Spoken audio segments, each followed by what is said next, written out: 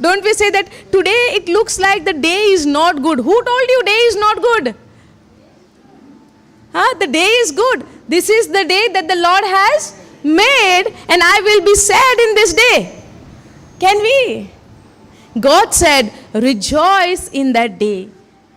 And the psalmist tells us, this is the day that the Lord has made. We will rejoice and be glad in it. Now this hymn I learned when I was in primary school. What about you all? Same? When I was in my primary school, I remember, and I never knew these verses or the words are from the Bible. I thought this is the school teaching. Because I studied in a Christian school. Half of my studies I did in a Christian school when I was in primary. And they taught us this is the day with a tune. Did you all learn that? Also? Tumच्या स्कॉलान तुम्ही शिकल्या? This is the day that the Lord has made, and I will cry in that day, or I will rejoice in that day. So every day is a rejoicing day, but this day will turn into rejoicing only when you know what is the reason for you to rejoice. Yes or no? Now, if I put all of my problem above everything, do you think I can find at least one reason to rejoice? If I put my problems in the list, I will not. Yes or no? Now, the list will be full with the problem. But God never said, according to your list, you decide to rejoice. And according to your problem, you decide to stay sad or stay in sorrow. Yes or no? God never said that. But the Bible tells us, this is the day that the Lord has made, and I will rejoice and be glad in it. The moment you open your eyes in the morning, when you get up from your sleep, you need to say, Lord, I thank you for this day. I thank you for your unconditional love for me. And this is the day you gave me. So let me rejoice in this day, no matter what the day brings to me. Hallelujah. Thank you, Jesus. Morning, if I get up, suddenly maybe I'm feeling not good. Because every time, many a times we must have seen, night time we say, Rati boro gelolo nidong to ulon. Sokani utta munosa dejan nozo. Rati boro gelolo. Possible? Last night, that person spoke to me very nicely, but today I got a news that person is not well. Can happen? It can happen. But at the same time, that should not be the reason for me to mourn or to be sad or to be sorrowful. Because God said every day, even Paul said in the New Covenant, what he says in Philippians 4:4, rejoice in the Lord always, and again I say rejoice.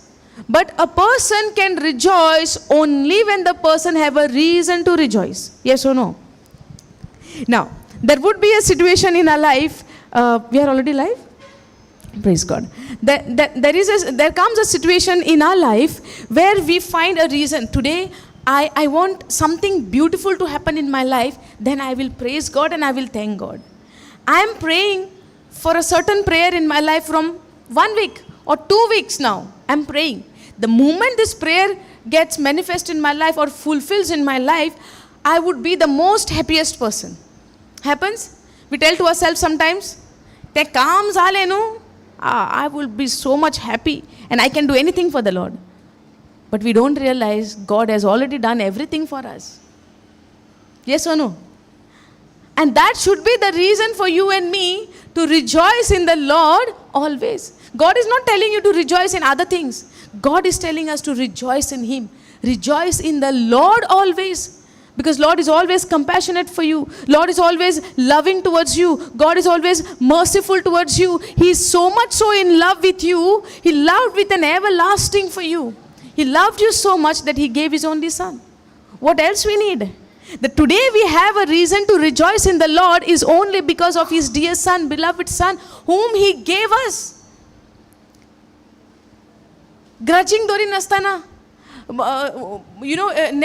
God never kept in His heart, should I give or should I not? Should I give or should I not? He never thought that. Because the Bible also tells us, before the foundation of the world, God has this plan of salvation. Before even He created you and me, God has the plan of salvation to save you and me by giving His only beloved Son. And this is the reason for you and me today to rejoice always in the Lord. And Paul says, again I say, you rejoice. Now how can we rejoice? When I go through a feeling or with a conscious mind where it tells me that you did something wrong or you are a sinner. Yes. Now when I do something wrong, what I feel? Feeling. What I feel? I have done something wrong. I feel guilty. I feel condemned. Yes or no? Even though I don't say it with my words, my mind tells me, that my conscience tells me that I am guilty before God, or I did something wrong where I cannot stand before God. Happens? Is this happened with you? Ever? Maybe yesterday also happened. Yes. The moment we do something wrong, or the moment we do some mistake, our conscience tells us immediately that you are guilty before God. Or maybe God might be angry with you. Now, the conscience now which you have, this conscience needs to be clear so that I would be bold and I would be, confident before God to stand before Him. The conscience can be guilty. The conscience can be clear. Yes or no? If we go, okay, we'll just do a small prayer before we start with the teaching, okay? Let's all close our eyes. And as you close your eyes, you look unto Jesus. You bring the word of God in your mind, where God says, meditate on my word day and night. If I want to see my life prosperous and successful, the instruction what God gave to Joseph is that the word of God shall not depart from our mouth, and we shall meditate therein day and night. And the word of God is just before us, in our heart, in our mouth, just before us. And the word tells us that how much God loved us.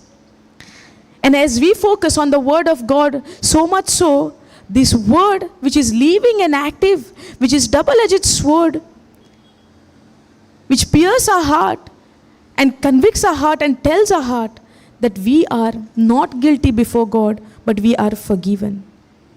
But why is the reason? There are times if we go into this guilty conscience, we are going into this condemnation, thinking that I am not worthy before God. The answer for this question also God has revealed in His own word, where He calls you and me to deep dive and go deeper and deeper into His word to know what He has done for you and me. Today is the day I believe the Lord is speaking to you. Everyone who hears this word from wherever you are, the Lord is telling you, my son, my daughter, you are forgiven by the blood of Jesus Christ. And the every truth which has set you free has been written in the word of God, where God wants you and me to go and seek Him, to search that word, to find that word which will reveal you, which will open up to you in saying that yes, you are forgiven. The love of God is so much unconditional,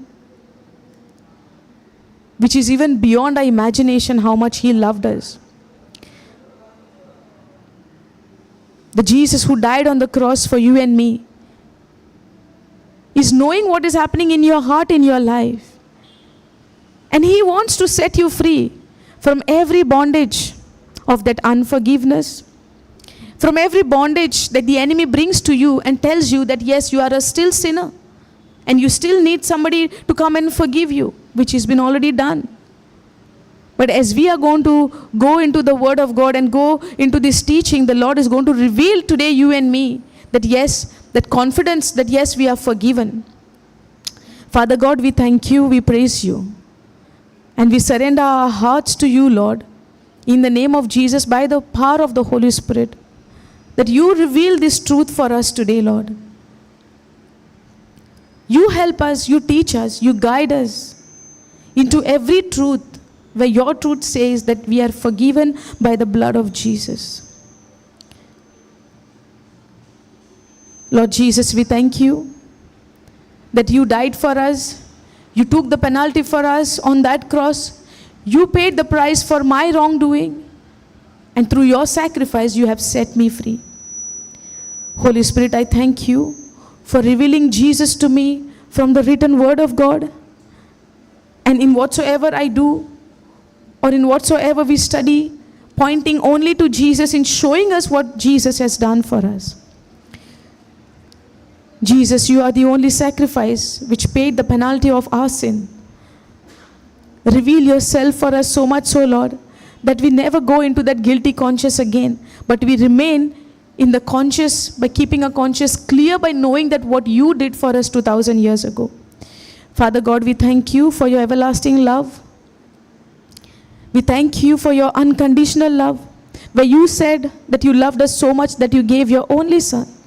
And yes, Lord, we want to believe and we want to obey what your command says by the power of the Holy Spirit, so that we don't get perished, but we shall live eternally in everlasting life together with you, Lord. And even if we die in physical, if we live in physical, we experience heaven on earth, experiencing you into our life. Just like how Apostle Paul said that I am crucified with Christ. Yes, Lord, we believe that yes, we are crucified with Christ. And it is not we, Lord, but it is Christ who lives inside of us. And in whatsoever we do, let people see that Christ is working through us. That we live our life with that humbleness and humility, knowing you more and more. As you came not to be served, but to serve, Lord. Yes, give that heart for us. Transform this heart, not to live for ourselves, but to live for others. In becoming the example, in becoming that we are the imitators of you, Lord, where people see Christ in us, where people see you inside of us. Holy Spirit, take complete control of this teaching. Open the eyes of our understanding to receive this word, Lord. And in the name of Jesus, I bind every spirit of distraction and the spirit of disturbance to be out from this place now. Thank you, Father. Thank you, Holy Spirit. Thank you, Jesus. In Jesus' name we pray. Amen. Hallelujah. Thank you, Jesus. Praise you, Jesus. Hallelujah. Okay. What we were saying? Rejoicing in the Lord always. And when we say we are need to rejoice in the Lord, we need to have that reason also to rejoice in the Lord. Now, Paul says rejoice in the Lord always, and again I say rejoice. He's making double sure. Rejoice, and again I say rejoice. You know why he's saying that? Because he have tasted the love of Christ. Why he's saying that now? If you go to say, no, for Paul it was very easy. No. Even one person, you and I, did not went through that, what Paul went through because of Christ's sake. Hallelujah. Where Jesus said in the book of Matthew chapter 5, verse 10, 11, 12, it says, for my name's sake, you will go through persecution. Paul went through persecution. You will go through suffering. He went through suffering. You will go through rejection. He went through rejection. Hallelujah. Thank you, Jesus. So he went through everything which Christ has already spoken about. But in the midst of trials and tribulation, Apostle Paul did not give up. He ran his race, whatever God has set before him, with that passion, with that strength of the Holy Spirit, by the power of the Holy Spirit. Otherwise, for us, if little problem also comes, are we able to take it? If little, comments comes from people, we go into offense. We are offended by the comments of others. Yes, at the same time we say, yes, I'm living for Christ, I'm hungry for Christ, I'm on fire for Christ and everything. Yes or no? But at the same time, somebody would come and say something, immediately we go into hurt feeling or bitterness or offense. Hallelujah. But Jesus said the offense would come. But my grace is there to strengthen you, to empower you. But before that, I need to know what Jesus has done for me. What I need to know? What Jesus has done for me. What I need to know, how much God loved me. I need to know what Jesus sacrificed for me. Yes or no? The more I get to know, always, I give this example of a child, a son and a father, or maybe a daughter and a father, or maybe a child and a father, okay? As the child grows, when the child is small, child doesn't know how much hard work father is doing in his workplace. The child doesn't know. But when child wants something, the child would come and say, Daddy, I want this, I want that. You have to bring this to me, otherwise tomorrow I will not go to school. And father makes possible to bring that thing and give to child. Correct, no? Correct? When we were ignorant, we don't know how we would get saved. We don't know who will come and save us. We don't know what will happen to our life. We don't know whether we will get saved or we don't get saved. We don't know. But in that situation, God come up with a mighty plan, with a master plan, where he sent his son Jesus Christ even when I was ignorant. People didn't even know. His own disciple did not understand when he was saying about the prophecy which has done earlier in the old covenant about Christ. When Jesus was telling to his disciples, the Bible tells us at that time they did not know. Later on, when Christ was crucified and when they met Jesus on the halfway way to Emmaus, that time they realized, oh, it was written, oh, that is what he was speaking about. Even when Jesus was crucified on the cross, then the disciple remembered what Jesus was saying, but at the very beginning they did not know. In the same way, you and I also did not know why Jesus was about to come to the earth, or even the disciple thought that he is going to deliver them from the hands of Roman authority. They thought in that way. But God, Jesus, did not come only to deliver from the Roman authority. Nobody knew that the devil was ruling our life. We never knew that we were belonging to the kingdom of darkness. We never knew the devil was our master. We were thinking that if I do good, I will get good. But never knew that I have a sinful nature, which is the evil's nature, devil's nature, which allows me to do bad. Hallelujah. But when now how Paul is bringing up this revelation, Apostle Paul is bringing up this truth into the light to open the eyes of our understanding by the power of the Holy Spirit, to know that who we were and what God has done for us and what he has changed in us. Are you following this? Or it is just running above? Hallelujah. When you get to know this truth, your life will be set free. When I was sitting just like you all, and the moment this kind of teaching comes, right, I was feeling little bored, like I was not getting it. But the day I got it, I got this truth, and till today, the Lord is teaching more and more and more and more and more on this truth. Because the more you know, the more your mind gets renewed. The more you know, you live in that clear conscious, where you know that what God has done for you. And you live for Christ in that excitement. Now today we say that I live for Christ, I live for Christ. Living for Christ is what? Serving others. Living for Christ is what? Giving the gospel to others. Living for Christ is not that you go to the temple or go to the church and always light the candle and come home. That is not living for Christ. That can be the part of that, but the main motive is serving others, giving Christ for others, proclaiming the gospel to the ends of the world, telling people to repent, to change their way by preaching the gospel of light, by preaching the gospel of grace, by preaching the gospel of Christ to people, where they get a reason to turn from the way they are living, to turn to the word of God or to Christ. Hallelujah. Thank you, Jesus. But if a person is living in a conscious mind of that I am a sinner, I am not worthy, I am unworthy to stand before God, God cannot forgive me, I have done so much thing that nobody can forgive me, nobody can let go these things.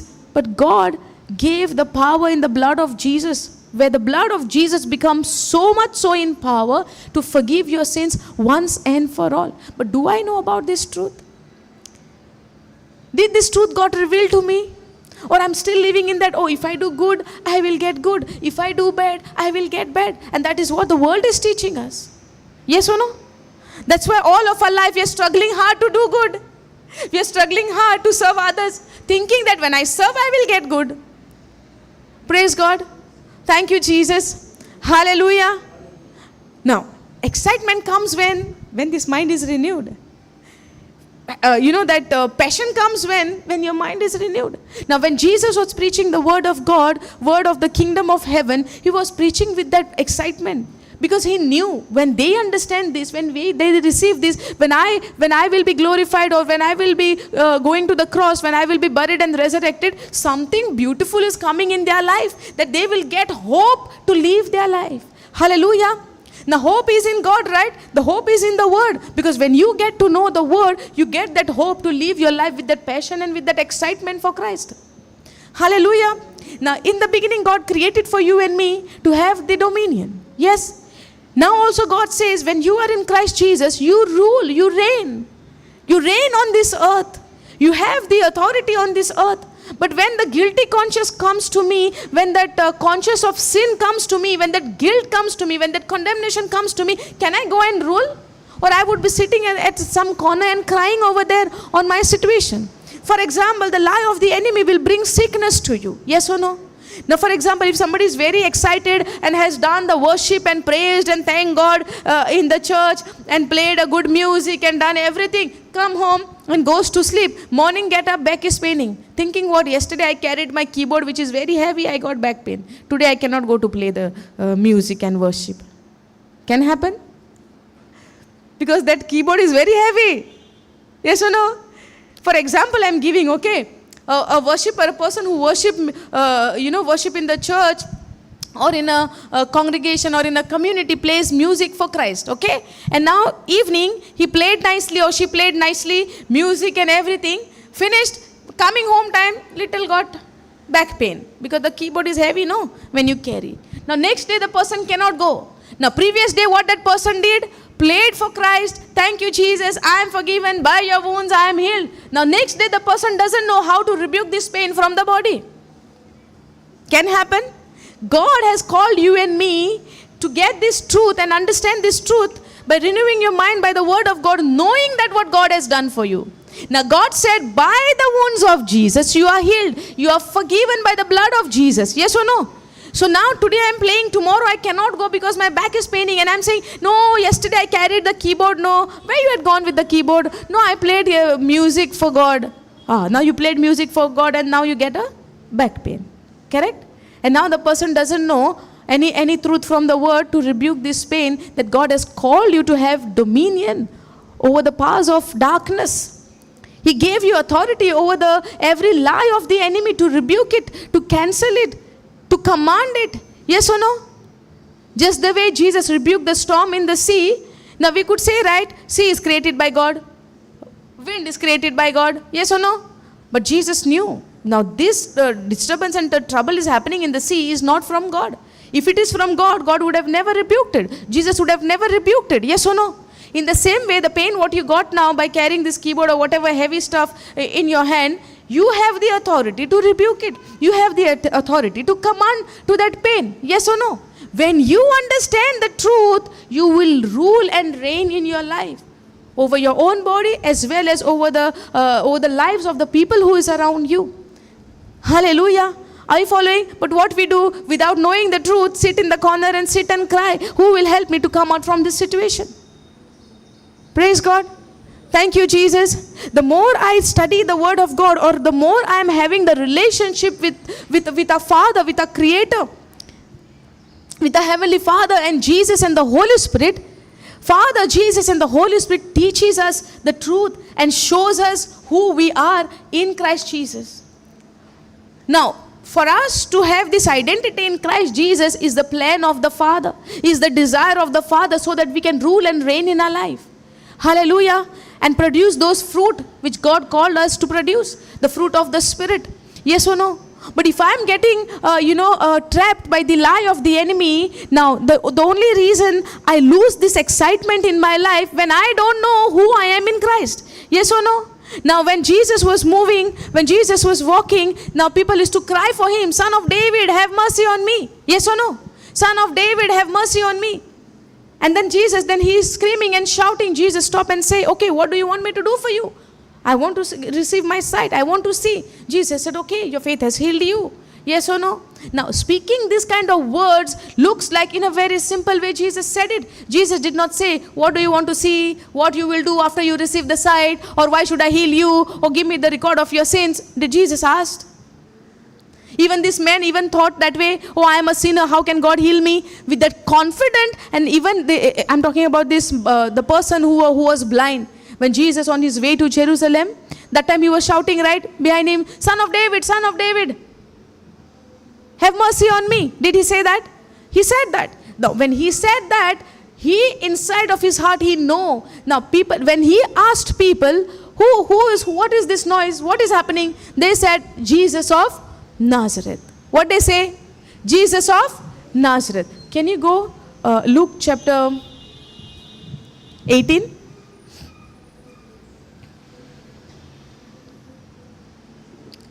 Go to the last verse. Last passage. Go 38. Go up. Up. Go to the title. Okay. Now, and it came to pass that as he was come near unto Jericho, a certain blind man sat by the wayside begging. And hearing the multitude pass by, he asked what it meant. Now what he heard? the multitude passed by. People, when people are moving in that gathering and crowd, they are walking or passing, there is a noise, right? They must be talking something and they must be pushing people. Yes or no? Because it was multitude and he know some noise is going on. Something is going on which he can't see. Correct?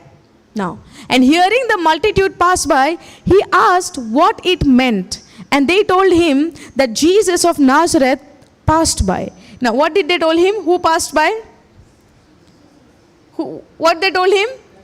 Jesus of Nazareth passed by. And he cried saying, Jesus of Nazareth, have mercy on me. Yes or no?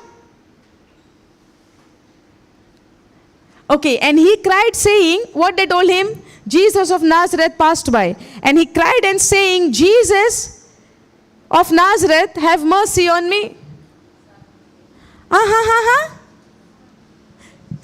Say. What did they say? What is the meaning of Son of David? What is the difference in when he said, they told him Jesus of Nazareth, but he is calling him the one who can't see. He is calling him Jesus of Nazareth. He's not saying Jesus of Nazareth. He's saying, Jesus, you Son of David, have mercy on me. Now, when he called out to him, you Son of David, what does it mean?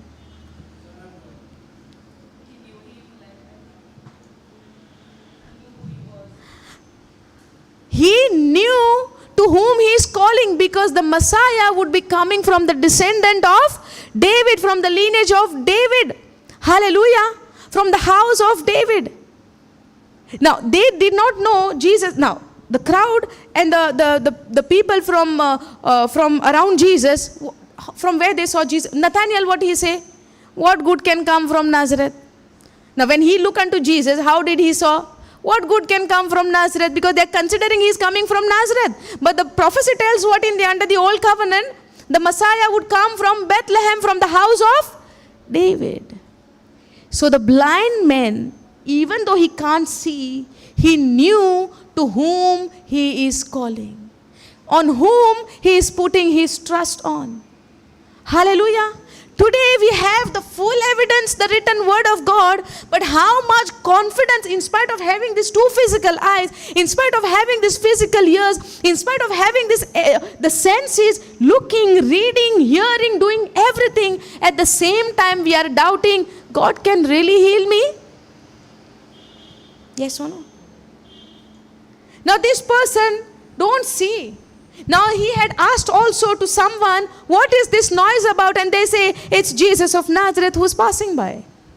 Hallelujah. But when he is calling out to him, he know exactly to whom he is calling.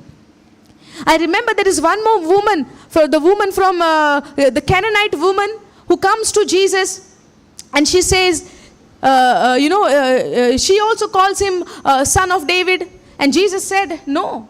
I have come only for God's people, for Israelites, and not for you now. Hallelujah. And then he also gives her example that it's not nice giving the bread to the dog, he says. And she said, okay, but at least we can eat the crumbs which falls from the table. Yes or no? And for that woman, Jesus said, how great is this faith? Hallelujah. Now many people believed, but Jesus never said how great faith for everyone. In fact, he said it only for two people, one for this woman of Canaanite and one is that centurion. The great faith. Even though Jesus is not coming from their, not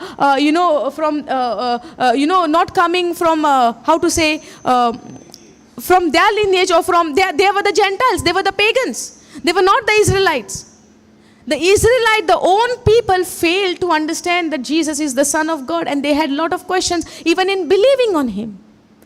And when Jesus was mentioning how great is the faith, is about that Roman centurion and this woman who is a Canaanite, who come to Jesus. And she humbled. There is another teaching on that. We are not going there. But what I'm showing you over here is, they gave him the name of Jesus of Nazareth, and he is calling and crying out, even though, now imagine your eyes are closed and you don't know what is happening, and somebody is telling you, oh, who is there, what is there? Close your eyes and see. Do you see anything? Do you see anything? Somebody would hold your hand and take you somewhere and keep you on the edge of the sea. Do you know what is happening with you? You don't know because you can't see. Even for a second, if we close our eyes, we don't know what's going to happen with us. But with the confidence how he's saying, now Jesus never tell him that yes, because you called me out, you are healed. Your faith, now his faith is what? He knew that whom he is calling out. That he is the Messiah who came to save me. Because somewhere they know that Messiah would come and save them. If not, then the woman, who's that woman on the well? Samaritan woman. She also said, right, if Messiah come, then he would tell us. And he said, I am the one. That means what? Somewhere they know that the Messiah would come and save them. Hallelujah. Now this man also, the blind man, when he cried out, instead of crying Jesus of Nazareth, now they gave him the message Jesus of Nazareth. But he in his heart, he know that he is the Messiah. He can help me. He can heal me. He can set me free. Where he says, and he cried saying, Jesus, you son of David, have mercy on me. Mojikakutkor, have mercy on me. And immediately Jesus said, and they which went, go down brother. And they which went before rebuked him that he should hold his peace. But he cried so much the more, you son of David, have mercy on me. Meaning what? The boldness and the confidence in knowing Christ the Messiah, that he is my Savior who came to save me. Now the question for you and me today, do we really believe that Jesus is my Savior who saved me from everything? Who saved me and healed me from my sicknesses? Who saved me and cleansed me from all of my sins? And who has also saved me even the sin which I might perform or might do or commit somewhere in the future, even from that. Am I ready to believe by making my conscience clear, by using the blood of Jesus? Hallelujah. Thank you, Jesus. Now this is for you and me. Now this man, now you and me, the benefit and the advantage what you and I got from compared to this man is that we see we are coming under the new covenant. In fact, he was under the old covenant. Hallelujah. Now today we are not waiting for Messiah to come and save me, to come and heal me. How he's saying, he cried so much so, and he said, I want to see. He cried, Son of David, have mercy on me. Mercy on me means what? He is going through something. He could not see. He is blind man and he wants to see. And when he got his eyes, we would see what he does next. Is he going home and enjoying his life and saying that, okay, I never saw my home, I never saw my parents, I never saw this, I never saw that, let me go and see that? Or what he does next? Because when I receive what God has given me, I rejoice in that. I praise in that. I give worship in that. Hallelujah. Are you following? Now, see. And they which went before rebuked him that he should hold his peace, but he cried so much the more, you son of David, have mercy on me. And Jesus stood. Jesus always hear the voice of faith, the cry of faith. Now this blind man cannot see. There is a multitude crowd over there. There is a multitude people gathered over there who can see, who can walk, who can run, who can even push him and put him away. And we don't know whether somebody might have put him away. Go from here. Yes or no? That is not mentioned, but we don't know because he can't see. If somebody would have carried him this way, go this side and allowed him to go somewhere else. But what are the thing which is going into Jesus' ears is the word of faith. Hallelujah. Jesus understands the language of faith. Now, if I'm going through something, and if you have faith in Jesus, faith always speaks. When you believe, there is always speaking. Because when there is a faith, there is an action of speaking over your problem or speaking over the situation and speaking the word of God over the situation, believing that it is already done. Hallelujah. Now the only difference between him and us is he was there before Jesus was glorified. You and I are coming under the new covenant after the crucifixion of Jesus, after the burial of Jesus, after the resurrection of Jesus. We are coming under the finished work of Jesus, where God is not going to do something for me, where God has already done for me. Hallelujah. We are living in the done deal where nothing can be added or nothing can be removed from there. Now this Bible under the new New Testament, what we see today is the done deal of Jesus, already stamped by the precious blood of Jesus Christ, where nothing can be changed over here. But over here, they had that hope that when God have mercy on me, He can heal me. If I go out from my house and touch the hem of His garment, I shall be healed. Yes or no? And even when Jesus told to Jairus at the same time, keep quiet, be silent, and only believe. Hallelujah. So there was a command, only believe and keep walking. In the same way, this woman said, if I go and do this action, I shall be healed. If this man also said, if I shout and if I scream, that Jesus would hear my voice. That's why he's screaming. The disciples are telling him, shh, be quiet.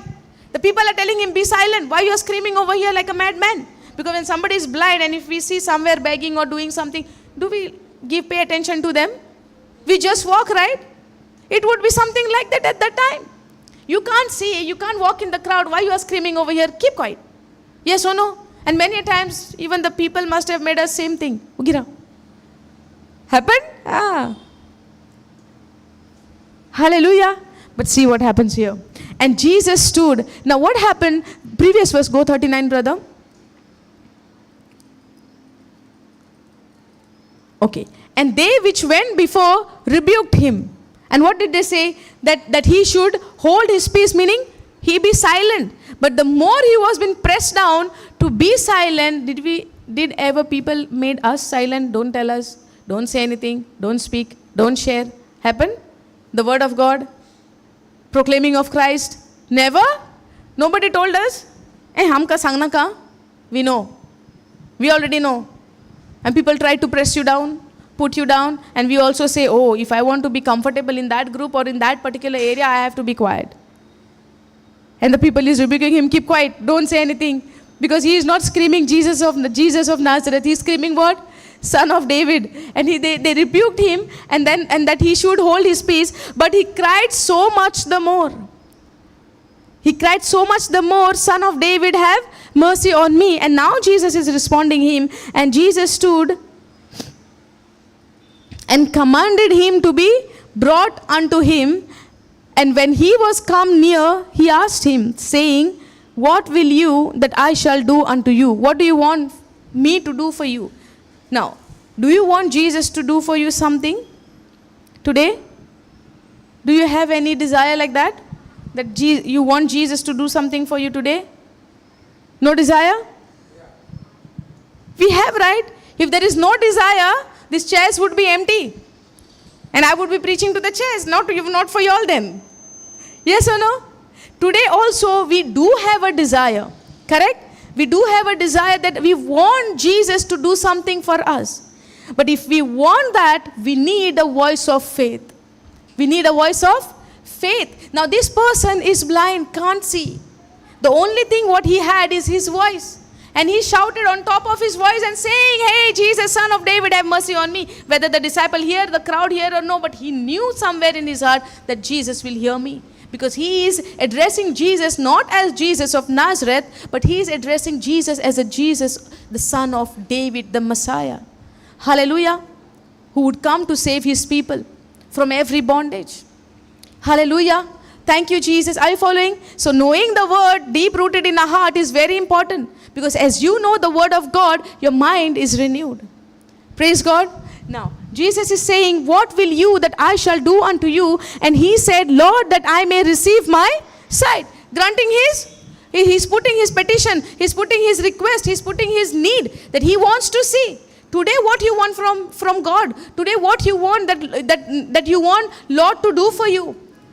Do you have that desire? I have a desire.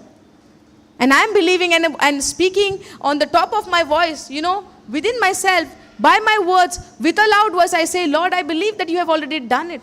That is how I thank and I praise my God for what he has already done for me. Hallelujah.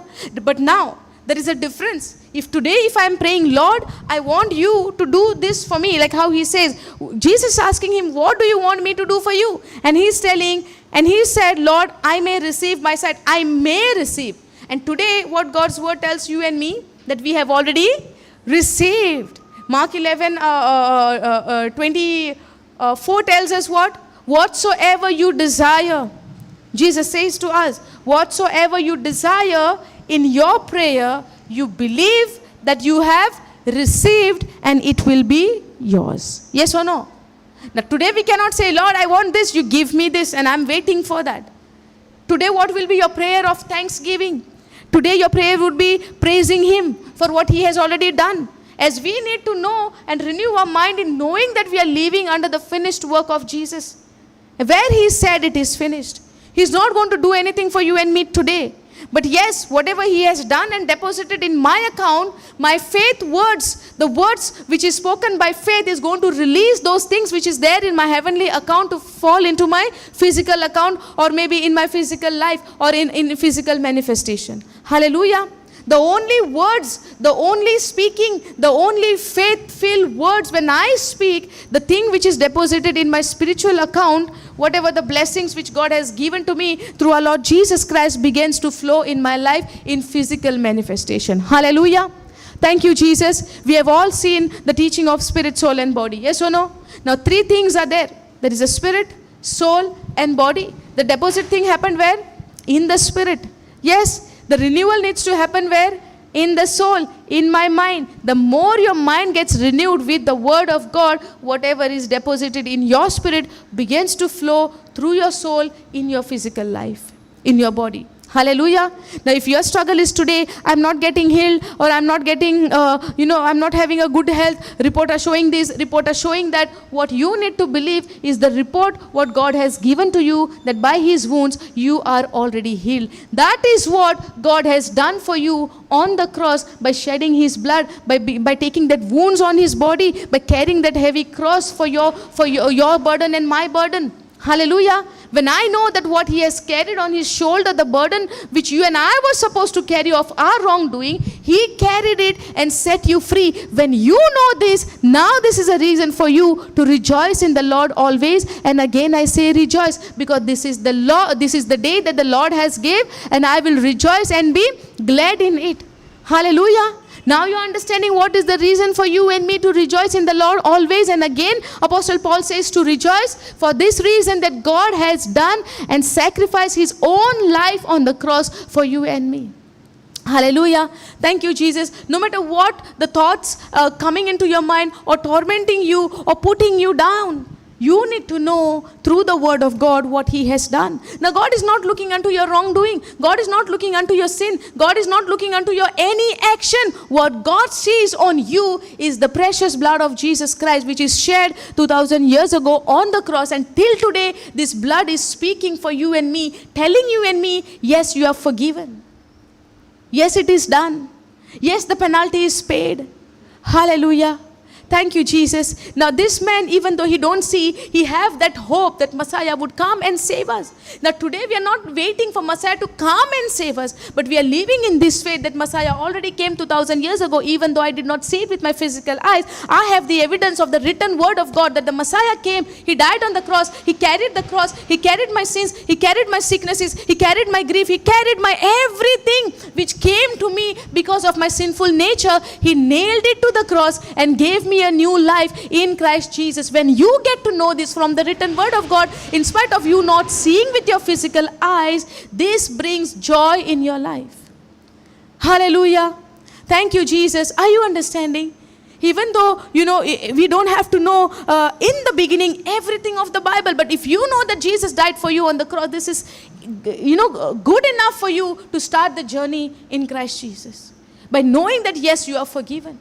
Today the struggle for you and me, that we think that, am I forgiven or not forgiven? If I am forgiven and my nature has been taken away, why till today I am sinning? Yes or no? Happen? This question comes. If the word says once and for all your sins are paid and the penalty is paid and the payment is done and Jesus was the sacrifice for my sin, everything is done, now I am a righteous person, then till today why am I sinning? Yes or no? Happens? You know why? You know why is that? Okay, can we go to Ephesians 1:7 first?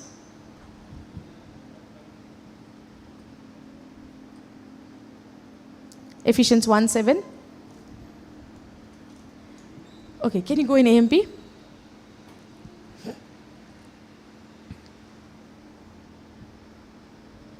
Okay, can we all read this together in one accord? Are you all ready? Okay. Brother, 1:7. Ephesians 1:7. No, chapter only change. Ephesians. You need to change the chapter. Ephesians.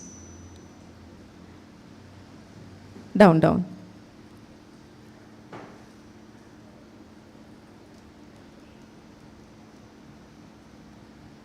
Okay. In him, let's all read together. In him, loudly. Okay, I'll put mine down. In him, we have redemption, that is our deliverance and salvation through his blood, which paid or which will pay.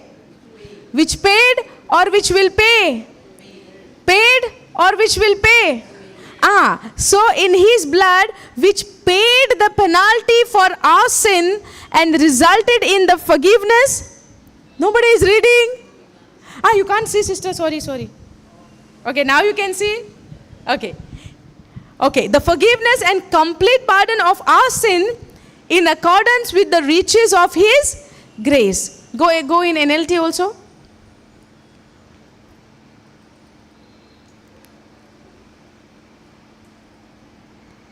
Okay. Now he is so rich in kindness and grace that he purchased our freedom with the blood of his son and forgave our sins. Now he is so rich in kindness and grace. Now God is so rich in kindness and grace. Grace is what? God's favor, unmerited, unearned. Yes or no? Now, not what I have done that I can earn this, but it is a free gift of God which God gave out of his love, out of his kindness. Yes or no? Now, he is so rich in kindness and grace that he purchased our freedom with the blood of his son and forgave our sin. Now, this forgave, what you see, is it in past tense, present or future? God will forgive you. God forgave. And why did he forgive? Because he is rich in kindness and grace, that he purchased our freedom with the blood of his son and forgave our sins. God has already forgiven our sins once and for all by the blood of Jesus Christ. Hallelujah. Now if somebody would say, okay, what about the sin which I'm going to commit next day or maybe tomorrow? That is also paid? Yes. Because he says, before even I was born, now it is speaking to you and me, right? God has already forgiven. Now, Jesus died on the cross before even you were born physically. Correct, no? So now if tomorrow what you do, he forgave your sins before even you were born. Now what about tomorrow? What about next year? What you're thinking about? That is also paid. But that does not mean that gives us license to keep on sinning, thinking that God has already forgiven me. Hallelujah. Thank you, Jesus, because the more you renew your mind with the word of God and you remain rooted in the word of God, the grace of God empowers you to deny the ungodly thing. Hallelujah. And that is the supernatural power which God gave us through by the power of the Holy Spirit and by the grace of God, which helps us, which empowers us, which helps us to deny, to say no to the ungodly things. Hallelujah. Now, it's not that as a person, as we are living in this world with our physical senses, we are trying to search everything with a logical mind. Yes or no? It has to make a sense. As the world says, it does not make any sense. There is no logic in that. Yes or no? And we try to go and search things with our logics and try to connect things, connects the dots and connect this and connect that by the ways of the world. But this Bible, this word of God does not work by the ways of the world. The ways of the Bible is completely different than the ways of this world. That's why it says repentance, change the way of your thinking from the world to the word. Because it is totally opposite from the world to the world. The word. Hallelujah. Now if you go to 1 Corinthians 2:14.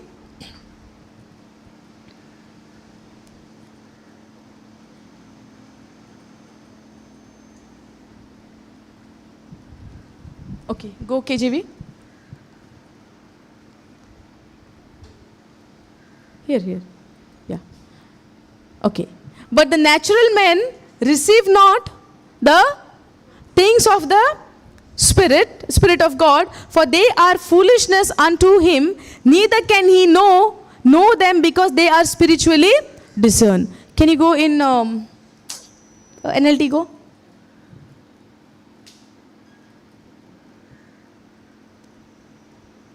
Okay, but the people who are unspiritual can't receive these truths from God's Spirit. It is all sounds foolish to them and they can't understand it, for only those who are spiritual can understand what the Spirit means. So if you are with your natural senses, you won't be able to understand the word of God by your natural senses. But if you are a spiritual man, you will be able to understand by the power of the Holy Spirit the truth and the mystery of the written word of God. So if I want to understand this Bible, if I want to understand the word of God, if I want to get the knowledge from the written word of God or the wisdom of God, whatever I want to receive from the written word of God, these natural senses will never work for me to understand the word of God. Because the Bible says very clearly the people who aren't spiritual, that means who are natural. In the KJV, what we say, the natural men do not receive the things of the Spirit. Natural man means what? When you put the things to, try to understand the things by your natural senses, by your logic, by your, senses, meaning this does not make sense, that does not make sense. If somebody tells you that you are forgiven, right? The word says, why do we reach here? Because the Bible tells us that we are forgiven. Ephesians 1:7 tells us what God has forgiven us, or God will forgive. God has forgiven us. If God has forgiven us, and today I know, God has already forgiven me. Till now, God has forgiven the moment I receive the scripture. Tomorrow when I fall, now what to do? Tomorrow when I do mistake, today I receive the word, God has forgiven me. What a beautiful message for me. Praise God. Thank you, Jesus. Tomorrow I do some mistake. Now what? Tomorrow when I commit some sin or do some wrong, then what? Then the natural mind is going to tell me what? Today what you do is again God need to forgive you. Correct, no? Do we think in that way? We used to think, or I don't know whether we are still thinking in that way. But the Bible says, if Hebrews 10 go. Start from verse 1.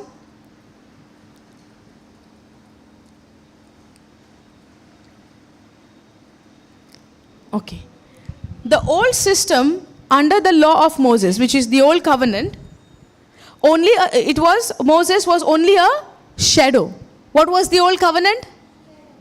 What was the old covenant? Only a shadow, a dim preview of the good things to come.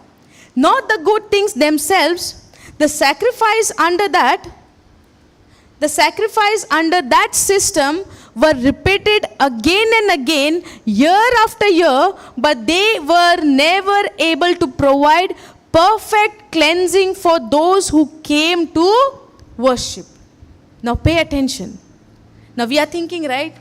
Tomorrow if I do some wrong, then again I need forgiveness from God. Maybe after 1 month if I do something wrong, again I need forgiveness of God. Now where these thoughts are coming to me? In my mind.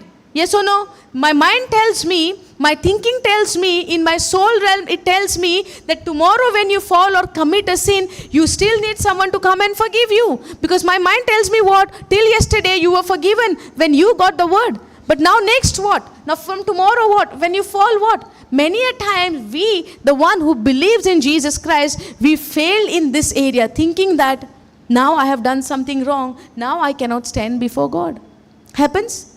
Now what to do? That's why we think more I confess, the more I'm forgiven. The more I confess, the more I'm forgiven. If you are confessing would have forgiven you, then why do I need the blood of Jesus?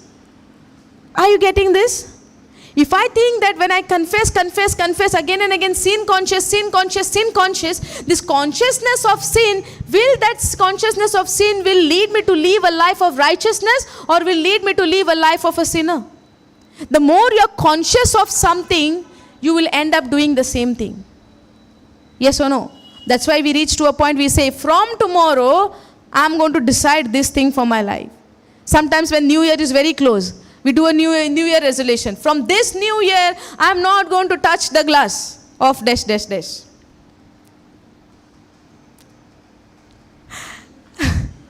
Yes or no? We do the New Year resolution, right? from this new year, tomorrow is 1st Jan, okay? And we say, from tomorrow, I'm not going to do the things which I have been doing from this whole year. And the day first come, you're conscious, oh, resolution. This decision you have made. This decision you have made. And there comes a moment, your friends comes and tells you, come, let's go. You go and do the same thing which you were thinking of not doing it. Yes or no? Zaina? Ebashen Zaina? Kide ame chittam. Maybe being as a wife, I was there, in that place. When I got the word of God in the beginning, I was not that much rooted in the word like how I am today. And still, we need to long way to go, maybe whole journey to go. Hallelujah. Now, when I got newly the word, I was a person, always having, what? Not satisfied. Not satisfied meaning, if somebody is doing something, I will bring some point from that thing that no, needs to be done this way or that way. I put my point. It's like never I would say, okay, chola, sune kirak maga kide na kide incompleteness or une point distale tetun. So maja kide na kide turi astale. And every time, and that situation or maybe that thing would end up into what, eka cannot eka satisfy na. Every time she has something to say, that was the thing. And I know that was my weakness, but that was my behavior. I could not help it. Yes. So how to get out from this now? And many times with my husband, always what I say is correct, my side. I was like that. Yes or no? Okay. So I always wanted to win the conversation. What I say is correct. So I believe I'm very much improving in this area.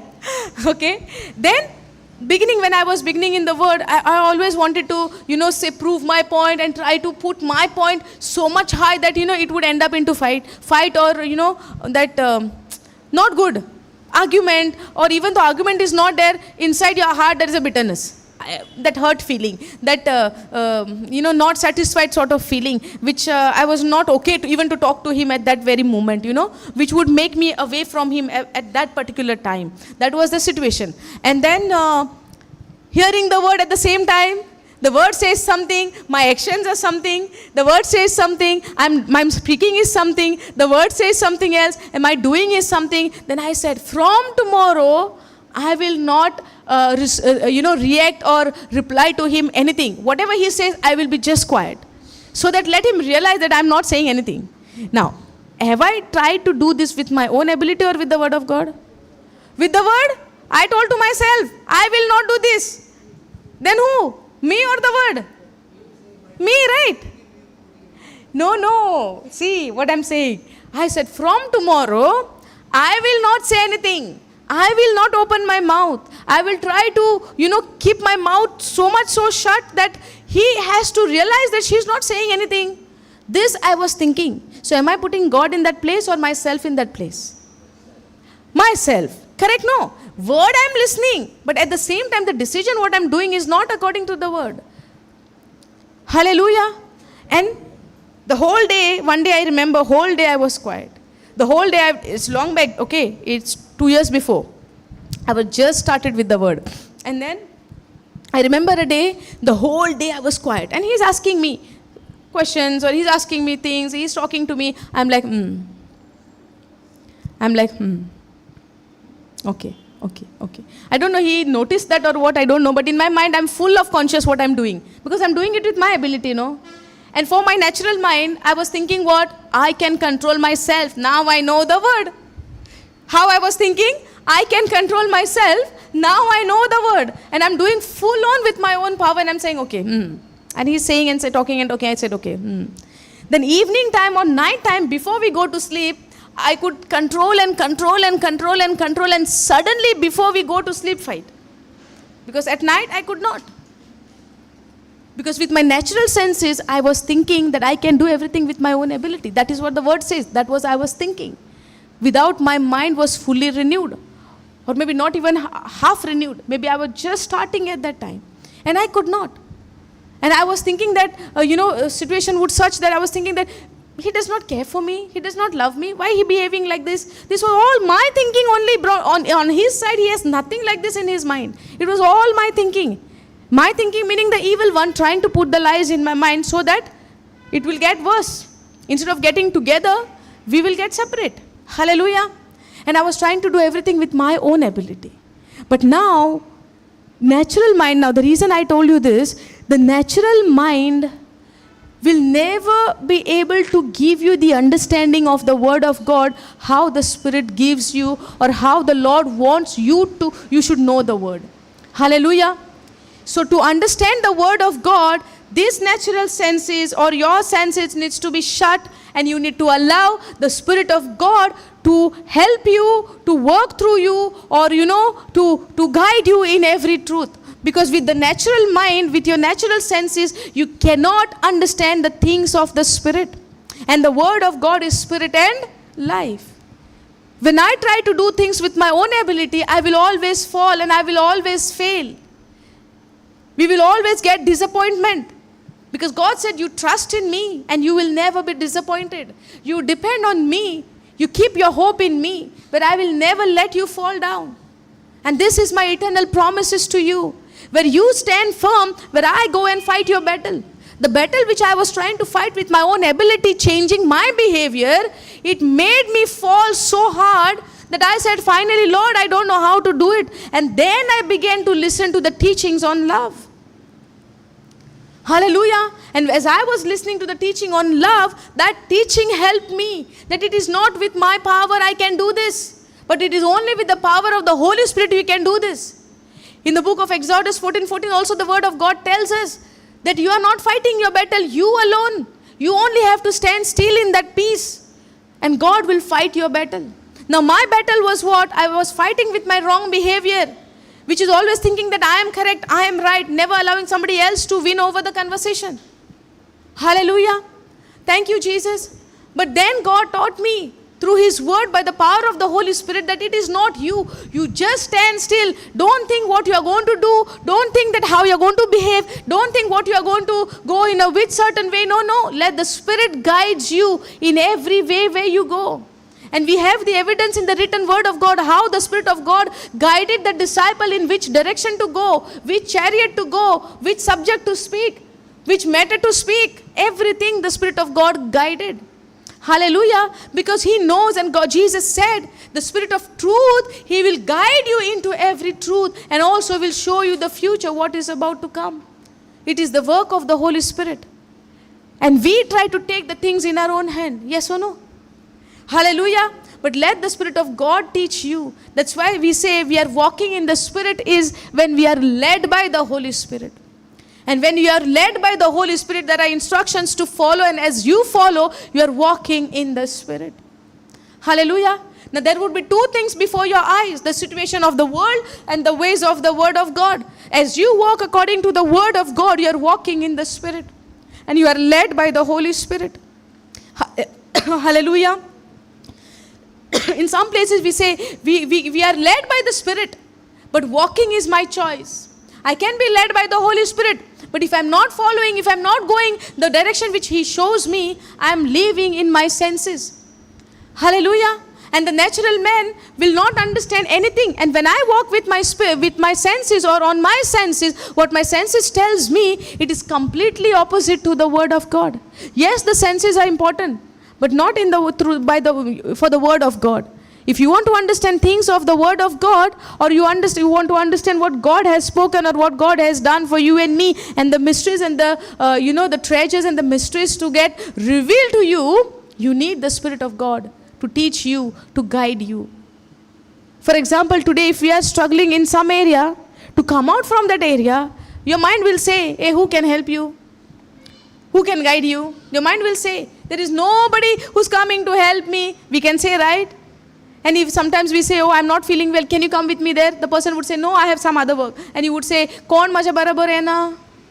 Nobody is coming with me. Nobody is helping me. Nobody is guiding me. Nobody is there. But do I know the Word of God, what it says? Where God says, I will never leave you nor forsake you. When you have that confidence, and to come that confident also, you need the power of the Holy Spirit to make you realize, to receive that in that humbleness. The humbleness is nothing but you humble yourself, meaning you submit yourself to the Word of God. You agree on the Word of God.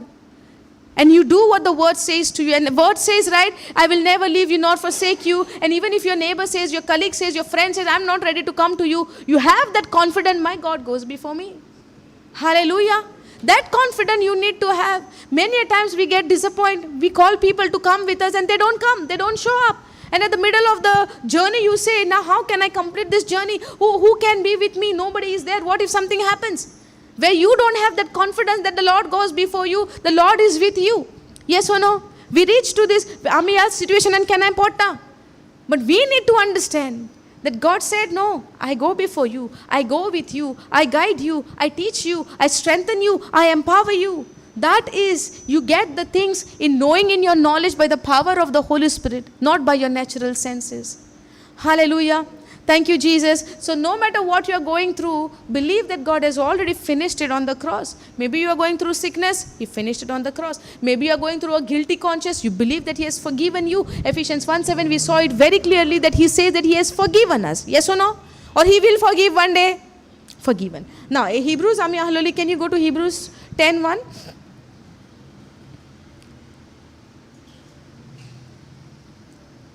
Start from before. Now, 10:1:1. Okay. The old system under the law of Moses was only a shadow, a dim preview of the good things to come, which is already come now. In whom? The good things are come in whom? In Christ Jesus. Hey, you need to have that fire and excitement for Christ. You're scared to take the name of Christ? The devil is scared of the name of Jesus. Why you all are scared? The evil one is very scared to say the name of Jesus, but I don't know why you all are scared to say the name of Jesus. Are you all scared? You know who is scared. So take it boldly, no? The name of Jesus. Hallelujah. The old system under the law of Moses was only a shadow, a dim preview of good things to come, which came already in whom? In Christ. Hallelujah. Now, not the good things themselves. The sacrifice under that system were, now, the sacrifice under that old system was repeated again and again. The sacrifice under the old covenant was repeated again and again every year. What was that? Giving the sacrifice of the innocent blood because of their sin. Yes. And yearly once, they used to give this sacrifice in cleansing their sin. Hallelujah. Now, every year when they give the sacrifice, after the sacrifice, they feel very good. Hallelujah. But next year again they give. Why? Because they believe that they are not forgiven. So this act or these sacrifices were done, repeated again and again. Hallelujah. Now also we see when I fall or when I do mistake, what about my new sin? Yes? Then you might be thinking, or we might be thinking that something, Jesus need to do something again to forgive me. Some confirmation again that I am forgiven. Yes or no? Now, the most of the time, thank you, Holy Spirit. Now, you call unto the name of the Lord. Ask the Holy Spirit to make you understand this mystery. Hallelujah. Because now, in this time, we are always stuck up our mind in thinking that I'm still in that guilt. Yes or no? I'm still in that condemnation. Yes or no? You still think that I am not forgiven. Correct, no? We still think somewhere that this is not paid maybe. Or maybe this sin is not done. Where I remember I confessed my sin 3 times. In 3 different times and after a certain period of time. Thinking that maybe not forgiven. I'm coming from that. Even before I get to know the deeper truth of this message, I was still thinking, okay, maybe till yesterday I was good and then suddenly something happened. Maybe I fight with him, or maybe I say words to, I got angry with my child, or I did something wrong. The guilty conscience is to trouble me and tells me, you are the person who preaches the word and you are doing this.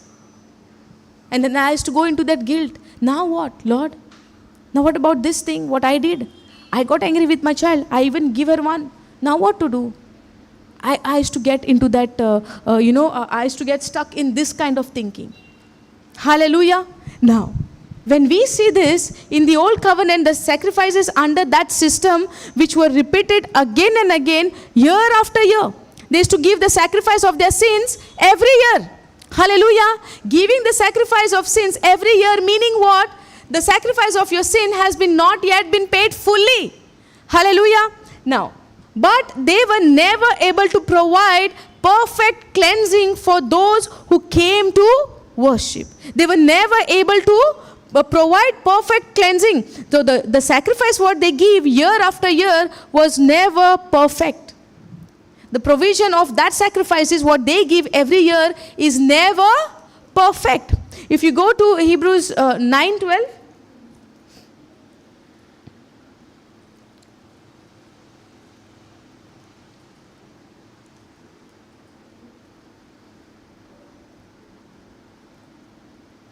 Okay. Go 11th verse.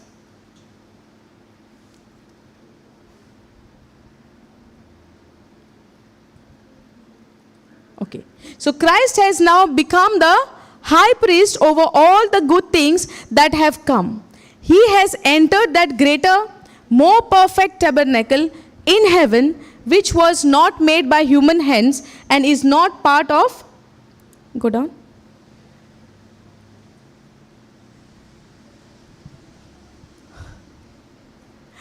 You have to go again now.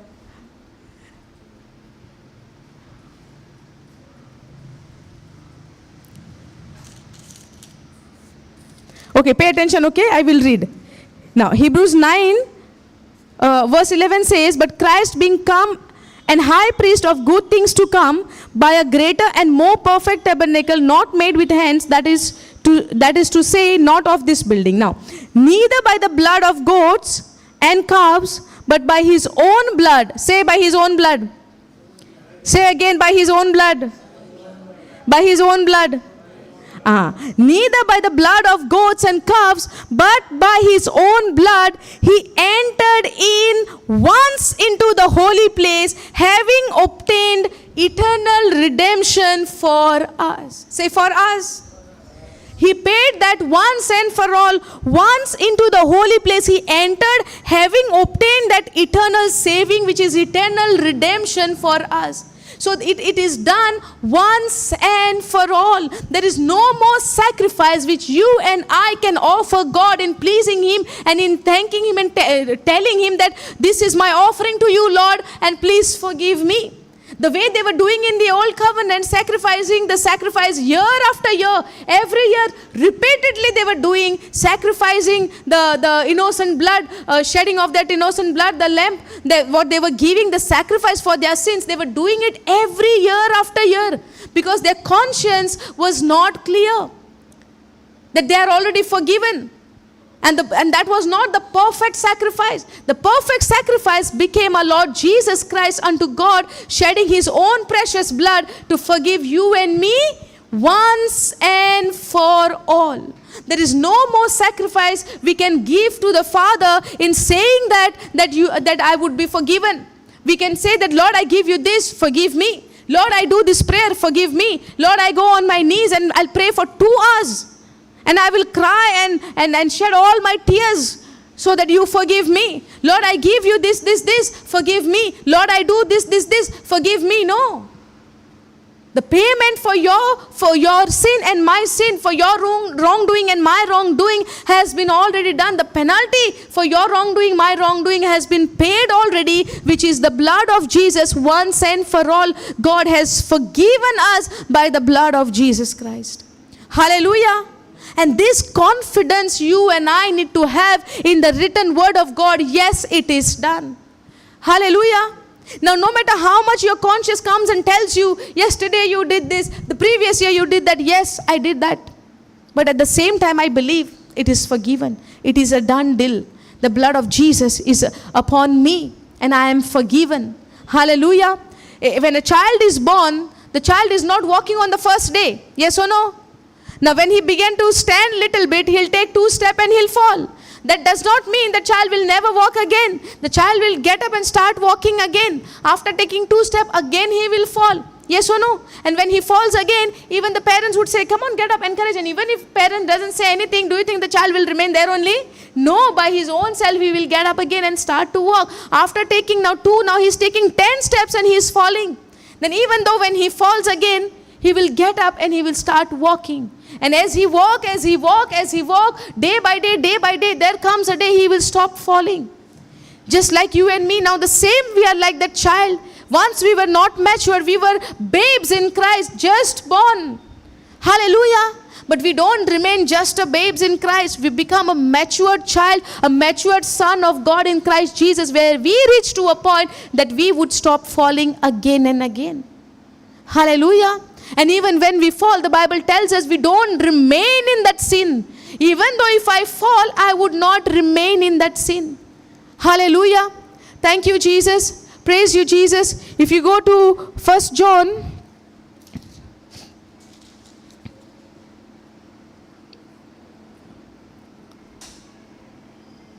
if you go to 1 John, we can read from verse 1.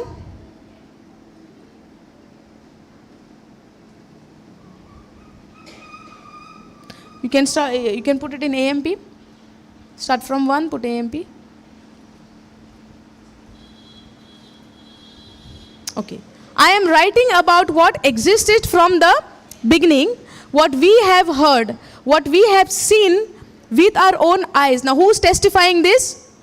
Apostle John is testifying this. It is his letter. Now, he's telling what we have heard, what we have seen with our own eyes, what we have looked at and touched with our hands concerning the word of life, the one who existed even before the beginning of the world, who is Christ. Hallelujah. Now, and the life, an aspect of his being, was manifested, and we have seen it as eyewitnesses and testify and declare to you. No, second. Chapter 2. 1 John chapter 2, verse 1.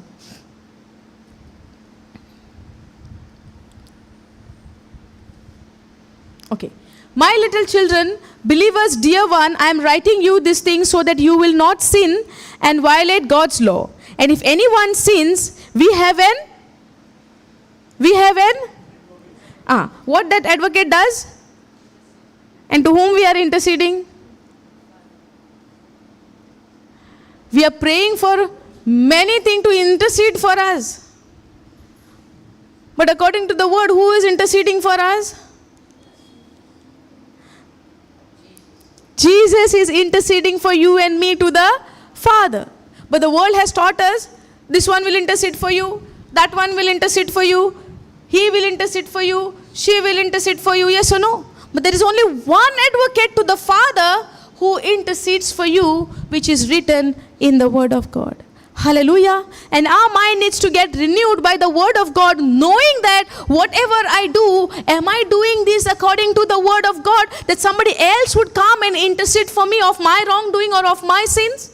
There is only one person who shed his blood for you on the cross, paying the penalty of your sin. There is only one person who took that cross for you. The shame, the dying on the cross is a shameful act at that time. Only the criminals would be dying on the cross. And Jesus took that act of shame, dying on the cross for you and me. That by his blood you are forgiven. By his cross your sinful nature has been taken away from you and has been given a righteous nature, which is a very nature of God. Only Jesus did that for you. Nobody can save us from our sins except Jesus Christ. Nobody can save us from that sinful nature but only Christ. Hallelujah. And that is what he has done. And when I began to know this, that gives me joy, and I rejoice in everything, whatever I do, whatever comes in my life. This gives me a reason to rejoice in the Lord always, knowing that it is only Christ who can take you to the Father, where Jesus said, I am the way, I am the truth, and I am the only way. If you want to come to the Father, there is no other way. I am the only one who intercedes for you to the Father. Holy Spirit intercedes together with us. Hallelujah. Praise God. Now, Jesus said, now anyone sins, we have an advocate who will intercede for us. And who is that advocate? It is Christ. Hallelujah. Now, he will intercede for us with the Father, Jesus Christ, the righteous, the upright, the just one, who confirms to the Father's will in every way, purpose, thought, and action. And he,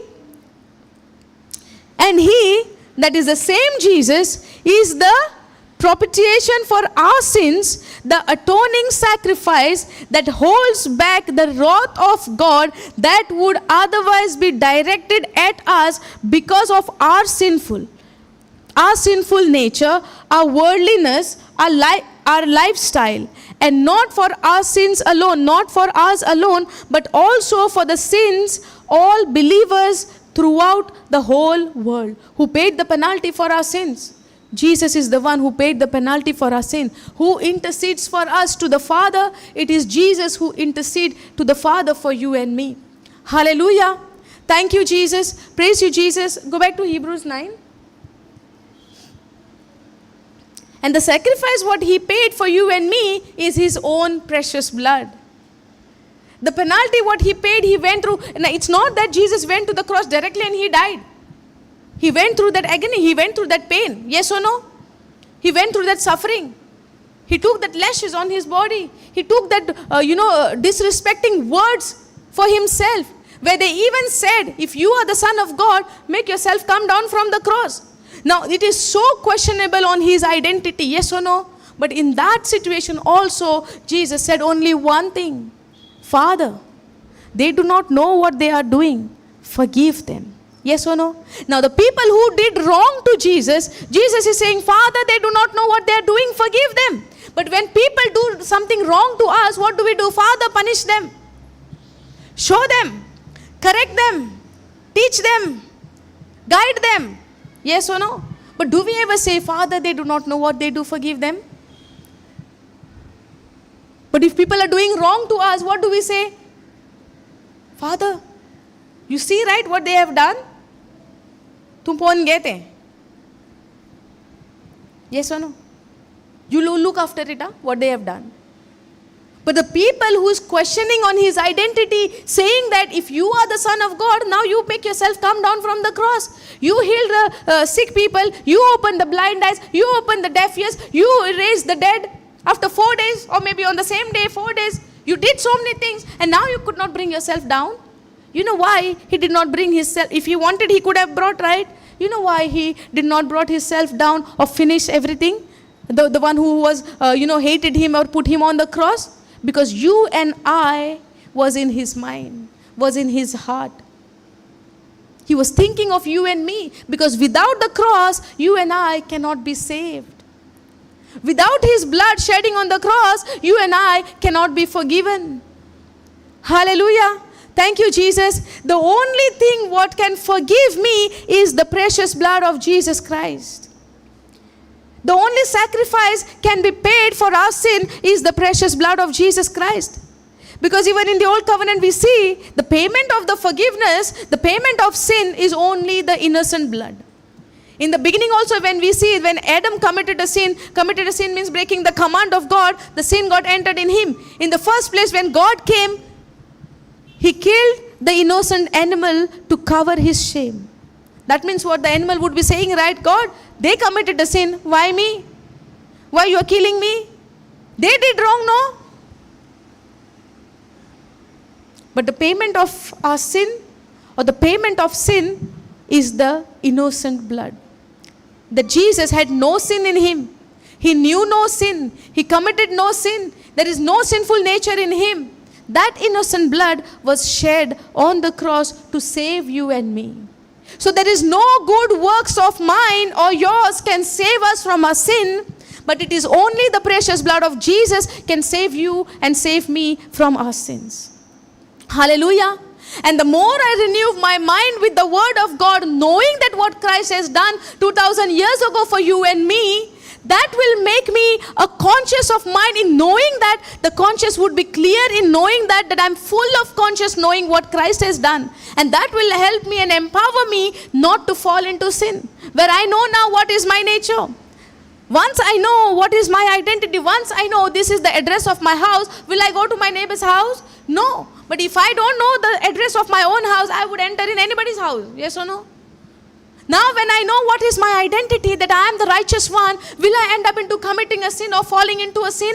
No. But the more I get to renew my mind with the word of God, knowing that I am the righteousness of God in Christ Jesus, that will empower me not to commit a sin, but to live a holy life or righteous life.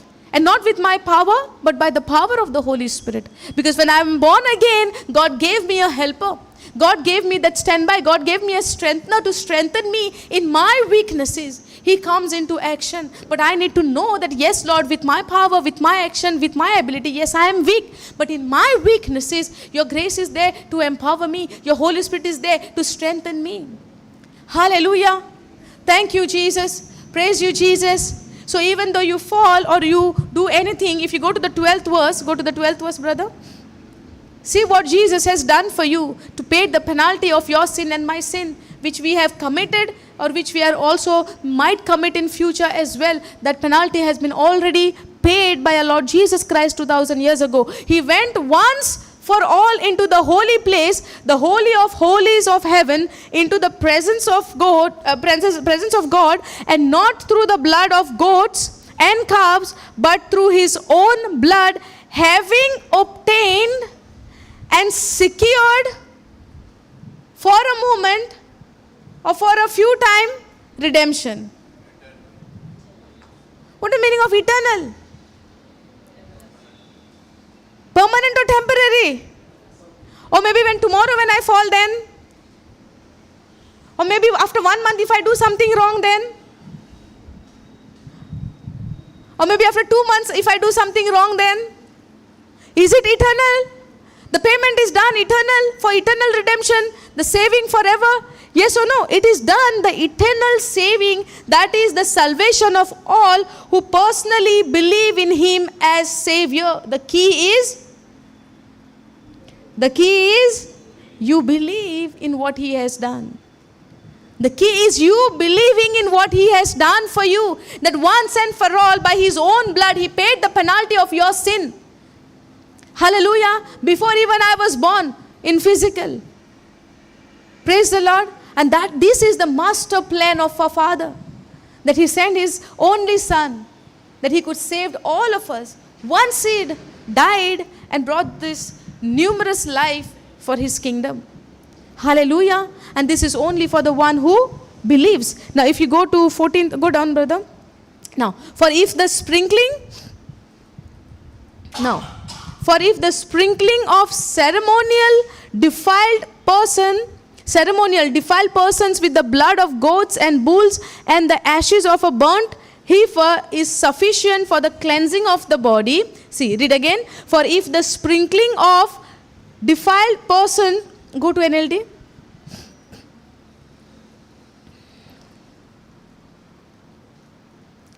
Now, under the old system, the blood of goats and bulls and the ashes of a heifer could cleanse people's body from ceremonial impurity. What does the scripture says now? Under the old covenant, under the old system, the old covenant, the blood of goats and bulls, the animal sacrifices, their blood cleanses people's bodies from ceremonial impurity. Just think now the sacrifice of the animal's blood, when the animals they used to give sacrifices, their blood is to cleanse people from their impurity, from their ceremonial impurity of their sins, the blood of the animals. Now the 14th verse tells us, so now just you think how much more the blood of Christ will purify our sins. Purify our sins. Purify our sins. Purify what? Purify what? Our conscience. Hallelujah. So what makes me to think that I am sin is my action or is my conscience?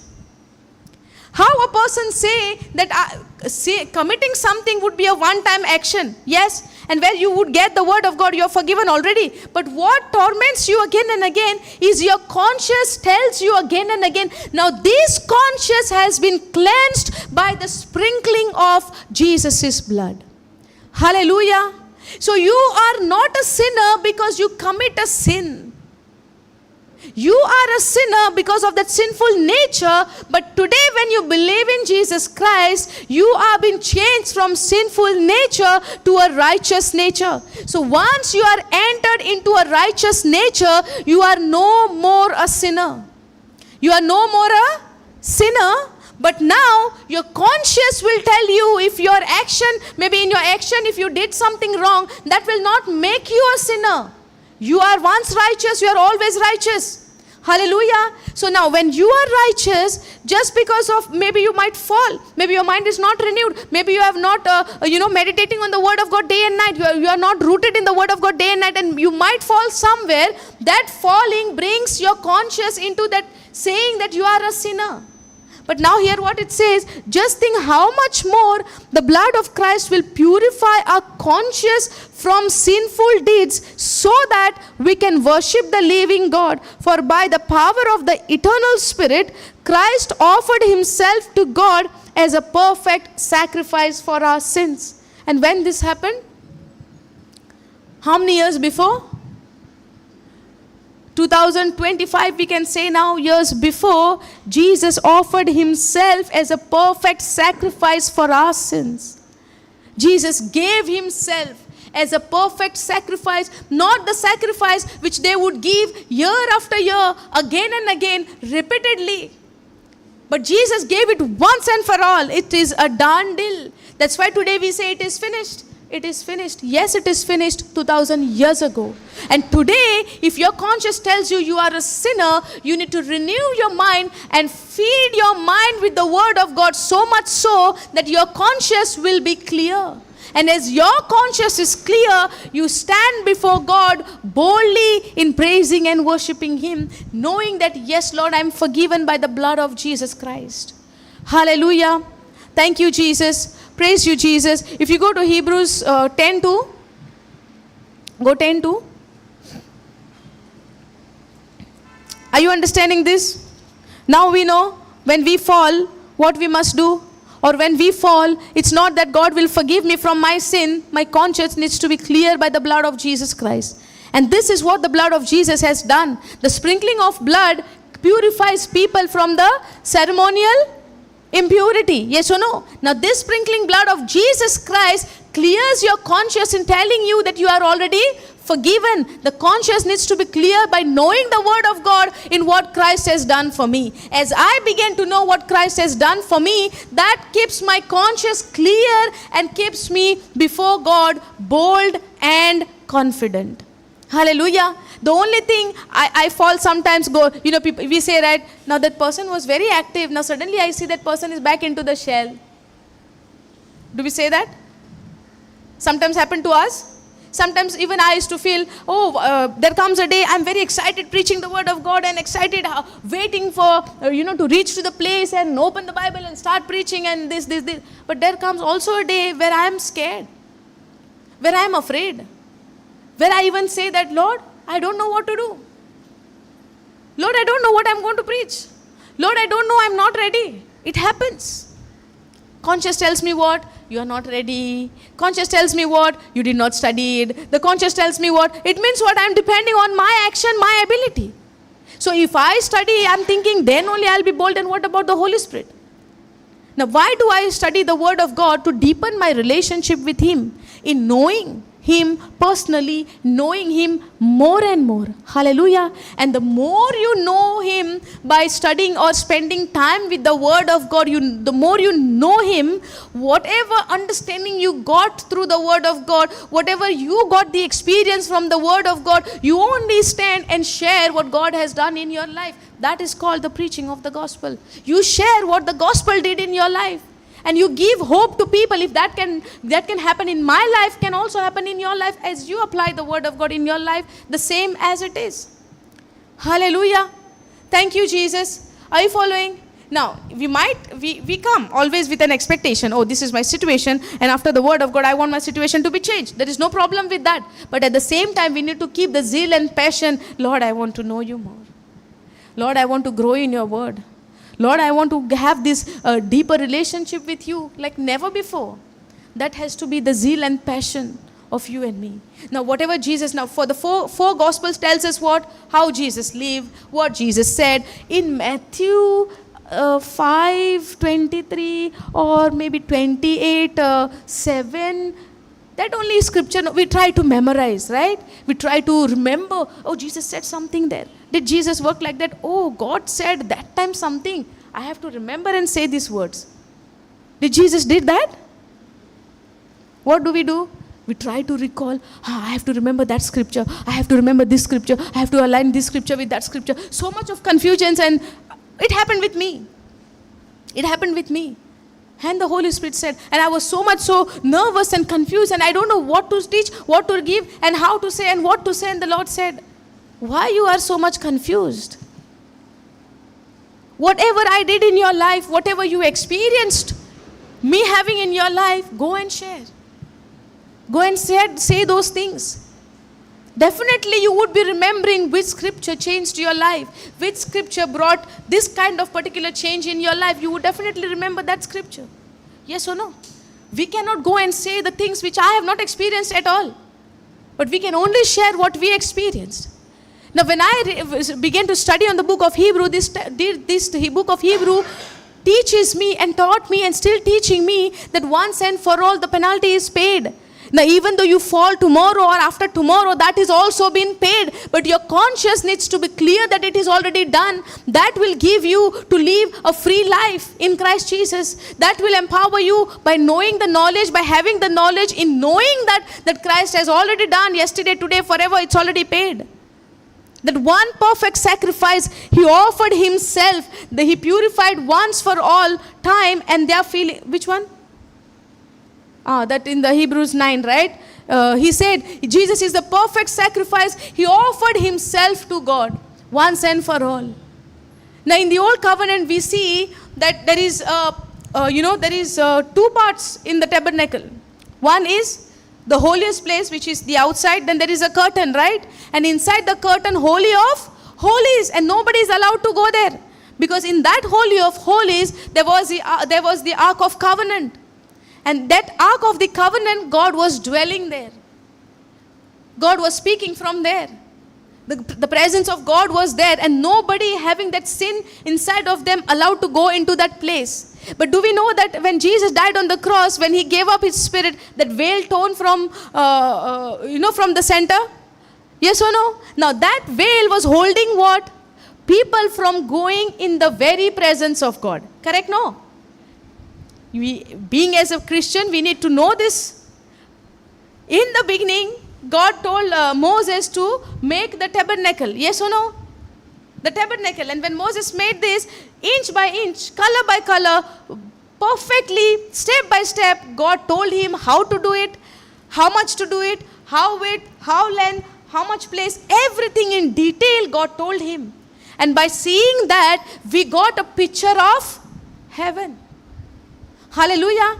In seeing that, we got a picture of heaven. Now the Bible tells us in the book of Hebrew, God, Jesus entered in the heavenly places, the eternal tabernacle where you and I are supposed to enter. And with His precious blood, He took us along with Him. With His precious blood, He covered us with His precious blood, which is washed us clean. And now there is no restrictions to enter into the Holy of Holies. The only restriction was there in the beginning, in the picture what they have done in the Old Covenant is because the man was having a sinful nature. The book of Romans tells us nobody was righteous, no, not one. Everybody was a sinner. Now everybody was a sinner. Nobody was allowed to go inside that inner court, inside the Holy of Holies, where the Ark of Covenant was there. But once a year, the high priest, who was going inside? Who is to go inside? The high priest is to go inside that Holies of Holies by taking the sacrifice of that sin. Hallelujah.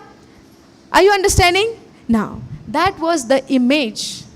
That was the picture what Jesus was about to do in the coming days. Now today we see in the book of Hebrew that Jesus entered into this Holy of Holies, into very presence of God by purifying us, by cleansing us by his precious blood. And the veil which was stopping between us and God, it got torn when Jesus gave his life on the cross. Hallelujah. And he opened that barrier which was there between man and God. He broke that by his precious blood, where there is nothing can stop us in getting united with the Father. That by the blood of Jesus, through Jesus Christ, we have been reconciled to the Father once again. So nobody can say today, because I committed sin yesterday, that is holding me to go in very presence of God.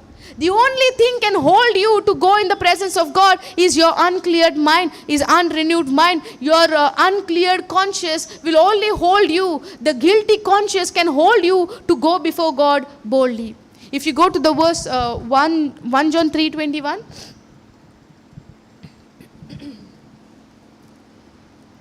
No, 1 John 3:21.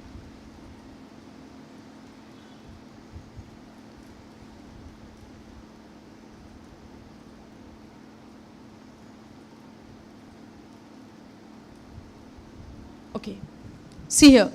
Dear friends, if we don't feel, do we feel guilty when we do wrong? Why do we feel guilty when we do wrong, thinking that this is not forgiven? Yes or no? Why do we feel guilty? First of all, now when I asked you a question, do we feel guilty? Everybody said yes. Why do we feel guilty? When we are wrong. The focus is where? When I am wrong. And any other reason when we feel guilty? When we commit sin. Okay, any other answer? Unrenewed mind, we feel guilty. But how we will renew our mind? By the word. Okay, unrenewed mind we get to know now with the word of God. If mind is not renewed, we feel guilty. But what is the reason that we feel guilty? There would be a fact reason, no, that we feel guilty. Now this brother said when we do wrong. Sister said when we commit a sin. That committing a sin and the action of sin puts us into guilty conscious. Yes or no? Any other reason? When do we feel guilty? आमकां खालतेपण उणेपण केन्ना येता? When do? चुकलो जाल्यार. When we do something wrong. When we do mistake. Basically what? When we making mistake is what? Committing a sin. Yes or no? Doing something against the word of God. Correct? No. When these things when we do, we get a guilty conscience. Yes? When we have a guilty conscience, we cannot stand before God. And what Jesus did for us, he washed us clean once and for all from all of our sins and took us together with him in very presence of God. The veil which was stopping for you and me, that veil was what? The veil was what? It's showing that when I was a sinner, I cannot go before God. Isaiah 59:2 tells us that your sin always, separates you from God. Now the veil which was there, and they say that when, the high priest is to go inside the veil, the inner court, that holy of holies, when he, with the sacrifice of the sin. Hallelujah. They give the sacrifice and he take that sacrifice of sin. He goes inside with that yearly once. When that ceremonial act is happening, only that time, when the sin is not there, when the sacrifice is given, the innocent blood is shed, that time they used to go inside. Yes, but when Jesus died on the cross, this veil has been torn. Yes or no? Now, even the book of Hebrew tells us that, the veil we see as the flesh of Jesus, which is stone. Hallelujah. जेजूचे मांस आणि जेजूची कूड म्हणटा पिजली त्या pot त्या भशेन which was stopping, which was the barrier between man and God. In the physical way, in a physical way, we saw when we see the Ark of the Covenant or when we see the tabernacle, we see the picture of heavenly place where God is in a one place. And if you are going before him, you have to be without sin.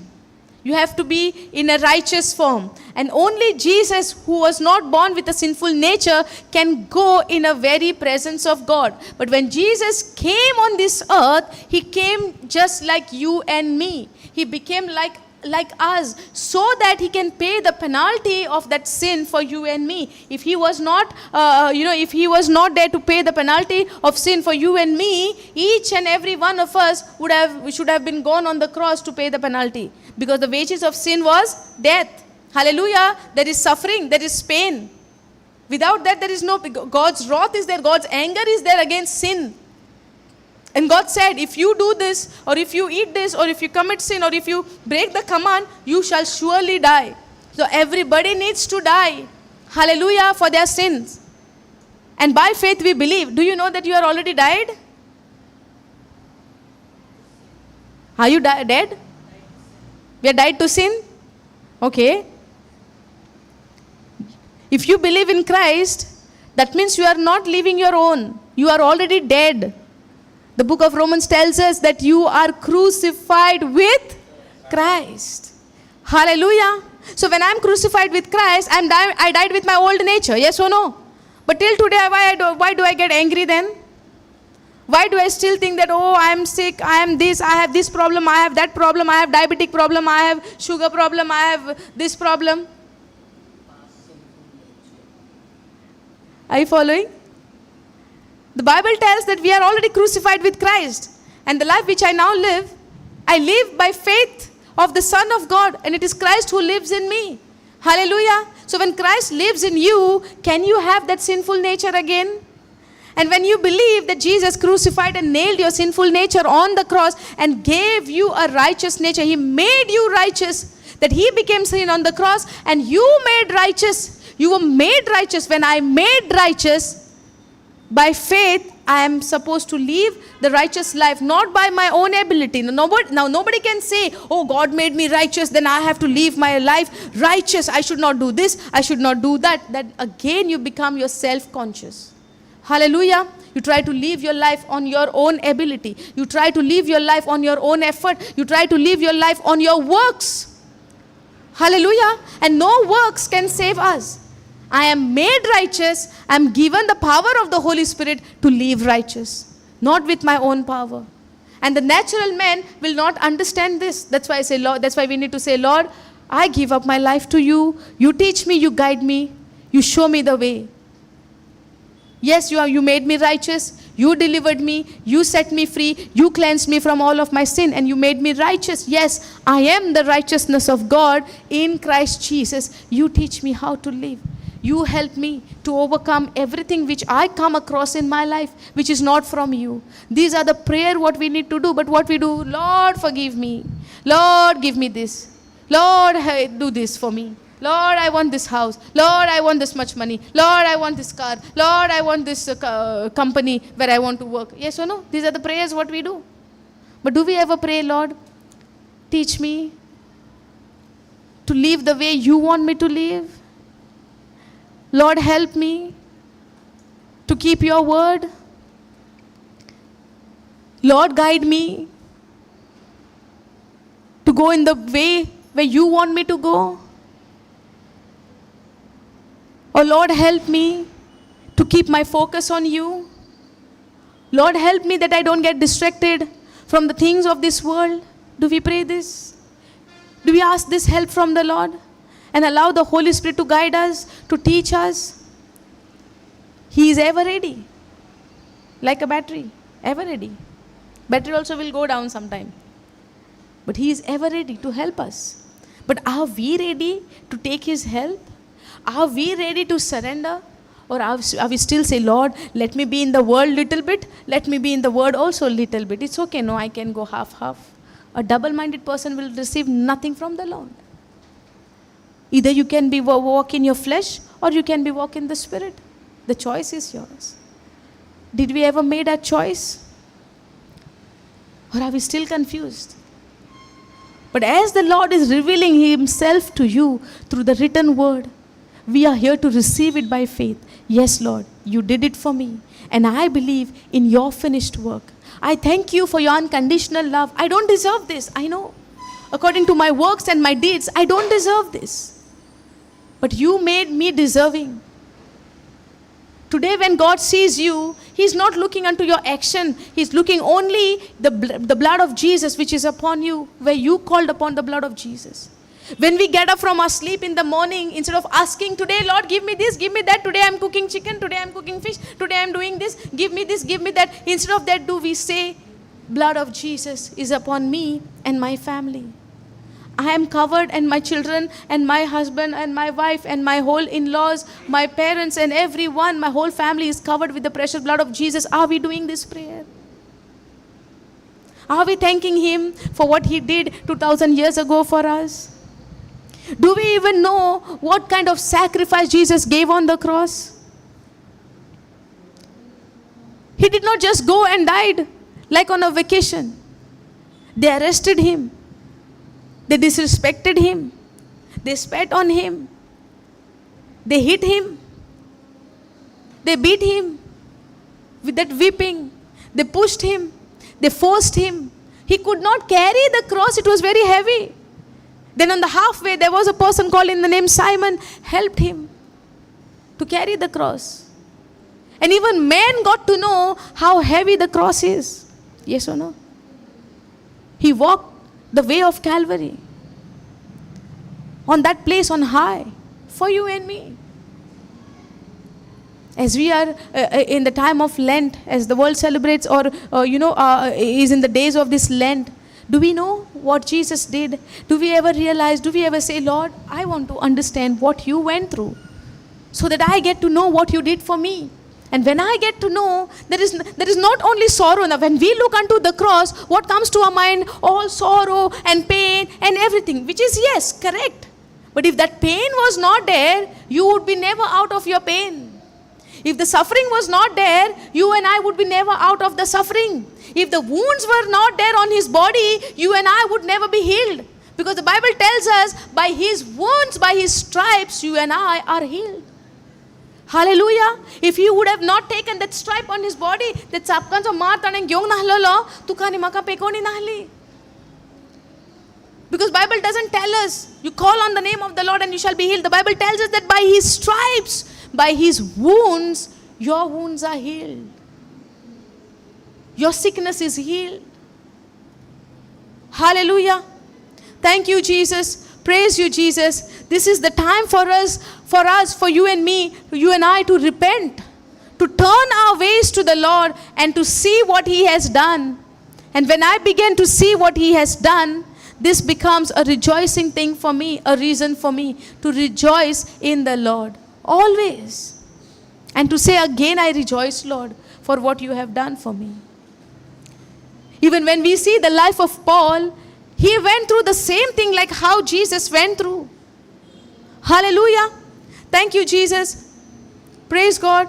Are you following? So time for you and me to know what He has done, what sacrifice He gave, the suffering He went through, the pain He went through, the rejection what He went through, the whip He took on His body. Hallelujah. The stripes on His body. By that, where we were healed. Many a times when we are sick, we are easily saying 1 Peter 2:24. Anybody sick? 1 Peter 2:24. Yes or no? Oh, not feeling well? 1 Peter 2:24. Why this 1 Peter 2:24 came in this Bible? You know, the person who wrote this 1 Peter 2:24, that is the person who denied Jesus for 3 times. Peter is the one. Where is this verse written? 1 Peter 2:24. But by the revelation of the Holy Spirit, he began to write this letter for you and me. God showed him, the Holy Spirit showed him what happened on the cross. Hallelujah. And that same Peter was stopping him in going to the cross. I will not let this to happen. And he rebuked him, get behind me, Satan. Because now you don't know what is there after going to the cross. In the eyes of the world and those days and that time, going to the cross is a shameful act. Only the criminal would go to the cross. And even the Pilate gave them the, option. I can release Jesus over Barnabas. They said, no, crucify him, crucify him, crucify him. Hallelujah. Thank you, Jesus. They at that moment they did not know they are fulfilling the prophecy what God has written. They did not know that. That wisdom was not there. Christ became wisdom for us. Hallelujah. Thank you, Jesus. Many a times we are very excited in receiving what Jesus wants to give us. We are very excited what He has accomplished. I want to get this, gather this, what Jesus gave me, gather this. Not knowing what is the price being paid, what price He paid. You know, today we are gathering everything in the name of Jesus, in the name of Jesus. Hey, in the name of Jesus, be healed. In the name of Jesus, get out. In the name of Jesus, this and that and that. But why in the name of Jesus? What that name Jesus brought us in our life. Why the name of Jesus is so much powerful. That whatever you say, you see. Jesus said, right, in my name, you ask to the Father anything and He will grant it to you. What power is there in His name? We say, right, there is power in the name of, yes, no? We sing, right? Hallelujah. Thank you, Jesus. I had no intention to make you all sad or put you in this, in this situation. But I want all of us, including me, to ponder what Jesus did for us. When we begin to see what He did for us. Now, when we look at the cross, when we think of Jesus suffered and Jesus died, He was been beaten up, He was been, abused with the bad words and all of those things. They insulted Him, they rejected Him, they did all sort of things to Jesus. Yes or no? It brings little sad for us. But in the end, He gave up His spirit, He was buried, He was resurrected. We don't understand. When He was on the cross, I was with Him. When He was put into the grave, I was with Him. When He was resurrected, I am with Him, not was now. I am with Him in the resurrected life of Jesus Christ, where I live now, the life in Jesus, a new life, a new creation in Christ Jesus. Where I live a life of forgiven, where I don't have that conscience of saying that I am still not forgiven. Where I cannot say, if I say that I am living in Christ, I cannot say that I am not forgiven. I cannot say that one day God will forgive me. I cannot say if I do this, then God will forgive me. No. Your penalty has been already paid by the blood of Jesus Christ, where you have been already crucified with Him, buried with Him, resurrected with Him, with a new life. Where you and I got that eternal life in Christ Jesus. We're never dying again. We are living in that hope of glory. Hallelujah. Thank you, Jesus. Praise you, Jesus. Are you following this? So if your petitions and your prayers are there, God did do this thing in my life, look unto Jesus where He says it is finished for you. If you are struggling for your sickness today, look unto Jesus on the cross and say, Lord, I'm going through this. And the Lord says, I am here on this cross for you so that you are healed by my wounds. Hallelujah. If you are going through financial crisis, God said, look unto the cross where the word of God says Jesus went on the cross. He became poor on the cross so that He can make you rich. Hallelujah. Thank you, Jesus. If you are feeling today rejected, if you are feeling today alone, Jesus say, I became alone on the cross. Even the Father turned away from me for a certain time when I was carrying your sin on the cross. I went through that so that you never feel that you are rejected, that you are alone. I went through all of those things so that you don't have to go through that. Praise God. Today, if you are feeling that nobody supports you, God is your strength. When He says, when you walk through the water, I am with you. When you walk through the fire, I am with you. When you walk through the valley of the shadow of death, I am with you. Hallelujah. Thank you, Jesus. No matter what would be the situation of your life, when you put your eyes on Jesus, He says, it is finished. Look unto me. And walk just like Peter walked on the water when he was focused on me. Hallelujah. And I believe and I speak the word of faith right now. If you had come here with any kind of sickness, God has already set you free and healed you in Jesus' name. Receive this healing in Jesus' name by saying amen to this. Hallelujah. Thank you, Jesus. If you have come here with your financial crisis where you think tomorrow, if I want to purchase my grocery, I don't have anything. Today the Lord is speaking to you. I have provided everything, whatever you need beforehand, before even you ask me. And He says, I am your provider. I am your shepherd. If you are going through this situation, God has already provided your provision. Receive it by saying amen to this. Hallelujah. Thank you, Jesus. Praise you, Jesus. Hallelujah. Praise God. Are we understanding this? So now do we have a reason to rejoice in the Lord always? And again I say rejoice. Yes or no? Yes, sister. God the Father turning his face from Jesus, that particular this thing. What is the scripture for it? Just yesterday we were discussing on this point. Yes, the specific scripture, it is not there. It's not there. Why have you forsaken me? Jesus said, right? Why you leave me? Why have you forsaken me? On that evidence we say, see, when the sin is there, when Jesus was on the cross, when he was going through this suffering, when he was paying the penalty for your sin and my sin, God always turns his face away from the sin. In 2 Corinthians 5:21 tells us, God made him sin on the cross for us. 2 Corinthians 5:21. God made him sin. And God and sin, there is no connection between God and the sin. God made him sin for his own beloved son. That much. Now when we see the act of God in this situation, we see the unconditional love of God for you and me. Nowhere we can say God has left me.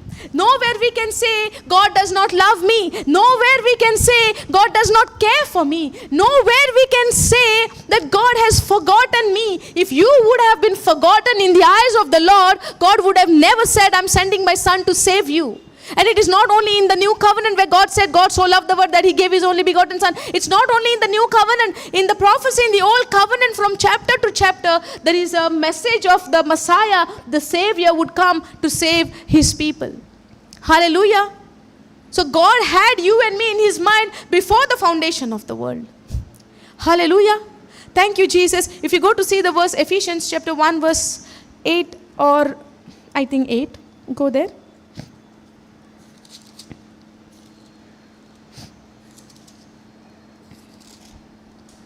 No. Go fourth verse.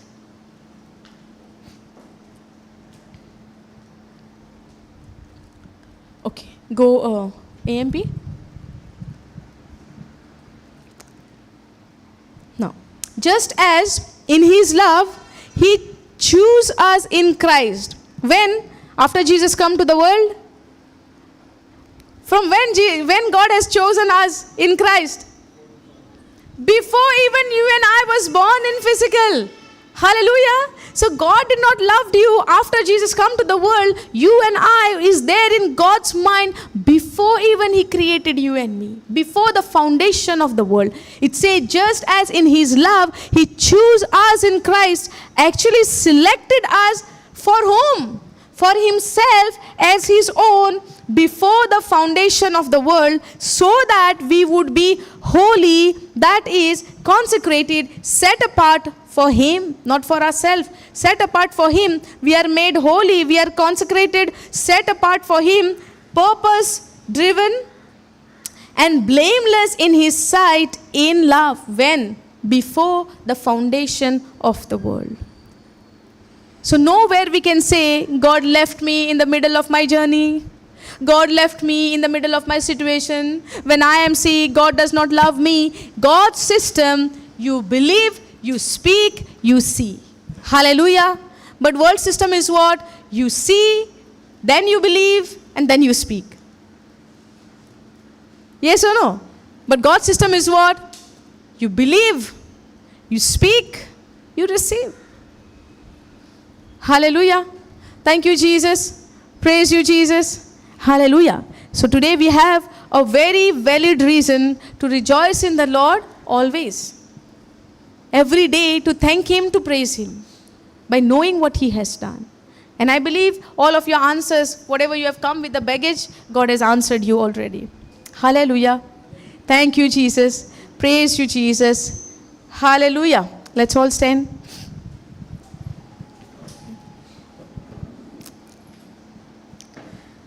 Thank you, Jesus. Father, we thank you, we praise you, we glorify your name, Lord. Thank you, Holy Spirit, for revealing the truth that how we are forgiven, that the penalty of our sin has been paid once and for all. And to keep our conscience clear is only your word, Lord, which keeps our conscience clear and shows us that we are not guilty, but we have been saved. We have been cleansed by the precious blood of Jesus Christ. Father God, we thank you, we praise you for your unconditional love, Lord. And as we have put ourselves deeper in your word, Lord, thank you for revealing more and more the hidden truth and the mysteries. And as this word which has come to our ears, gone deep into our heart, Lord, help me to keep this word deep rooted in my heart, that I never walk in the conscience of guilt, but in the clear conscience, knowing that God has already forgiven me. Lord Jesus, I thank you for giving us this opportunity, for giving us this place, for giving us this time to preach the gospel of salvation, the gospel of Christ, the gospel of grace to your people, where they know what you have done, Lord, on the cross. That they know in your finished work what you finished for us. Father, we thank you and we praise you. Holy Spirit, we thank you for confirming this word deep into our heart, giving us that confidence in the finished work of Jesus, and to walk also in this confidence what Jesus has finished for us on the cross. Lord Jesus, we thank you for being present in our midst. As you said, Lord, we thank you and we experience your presence in this place.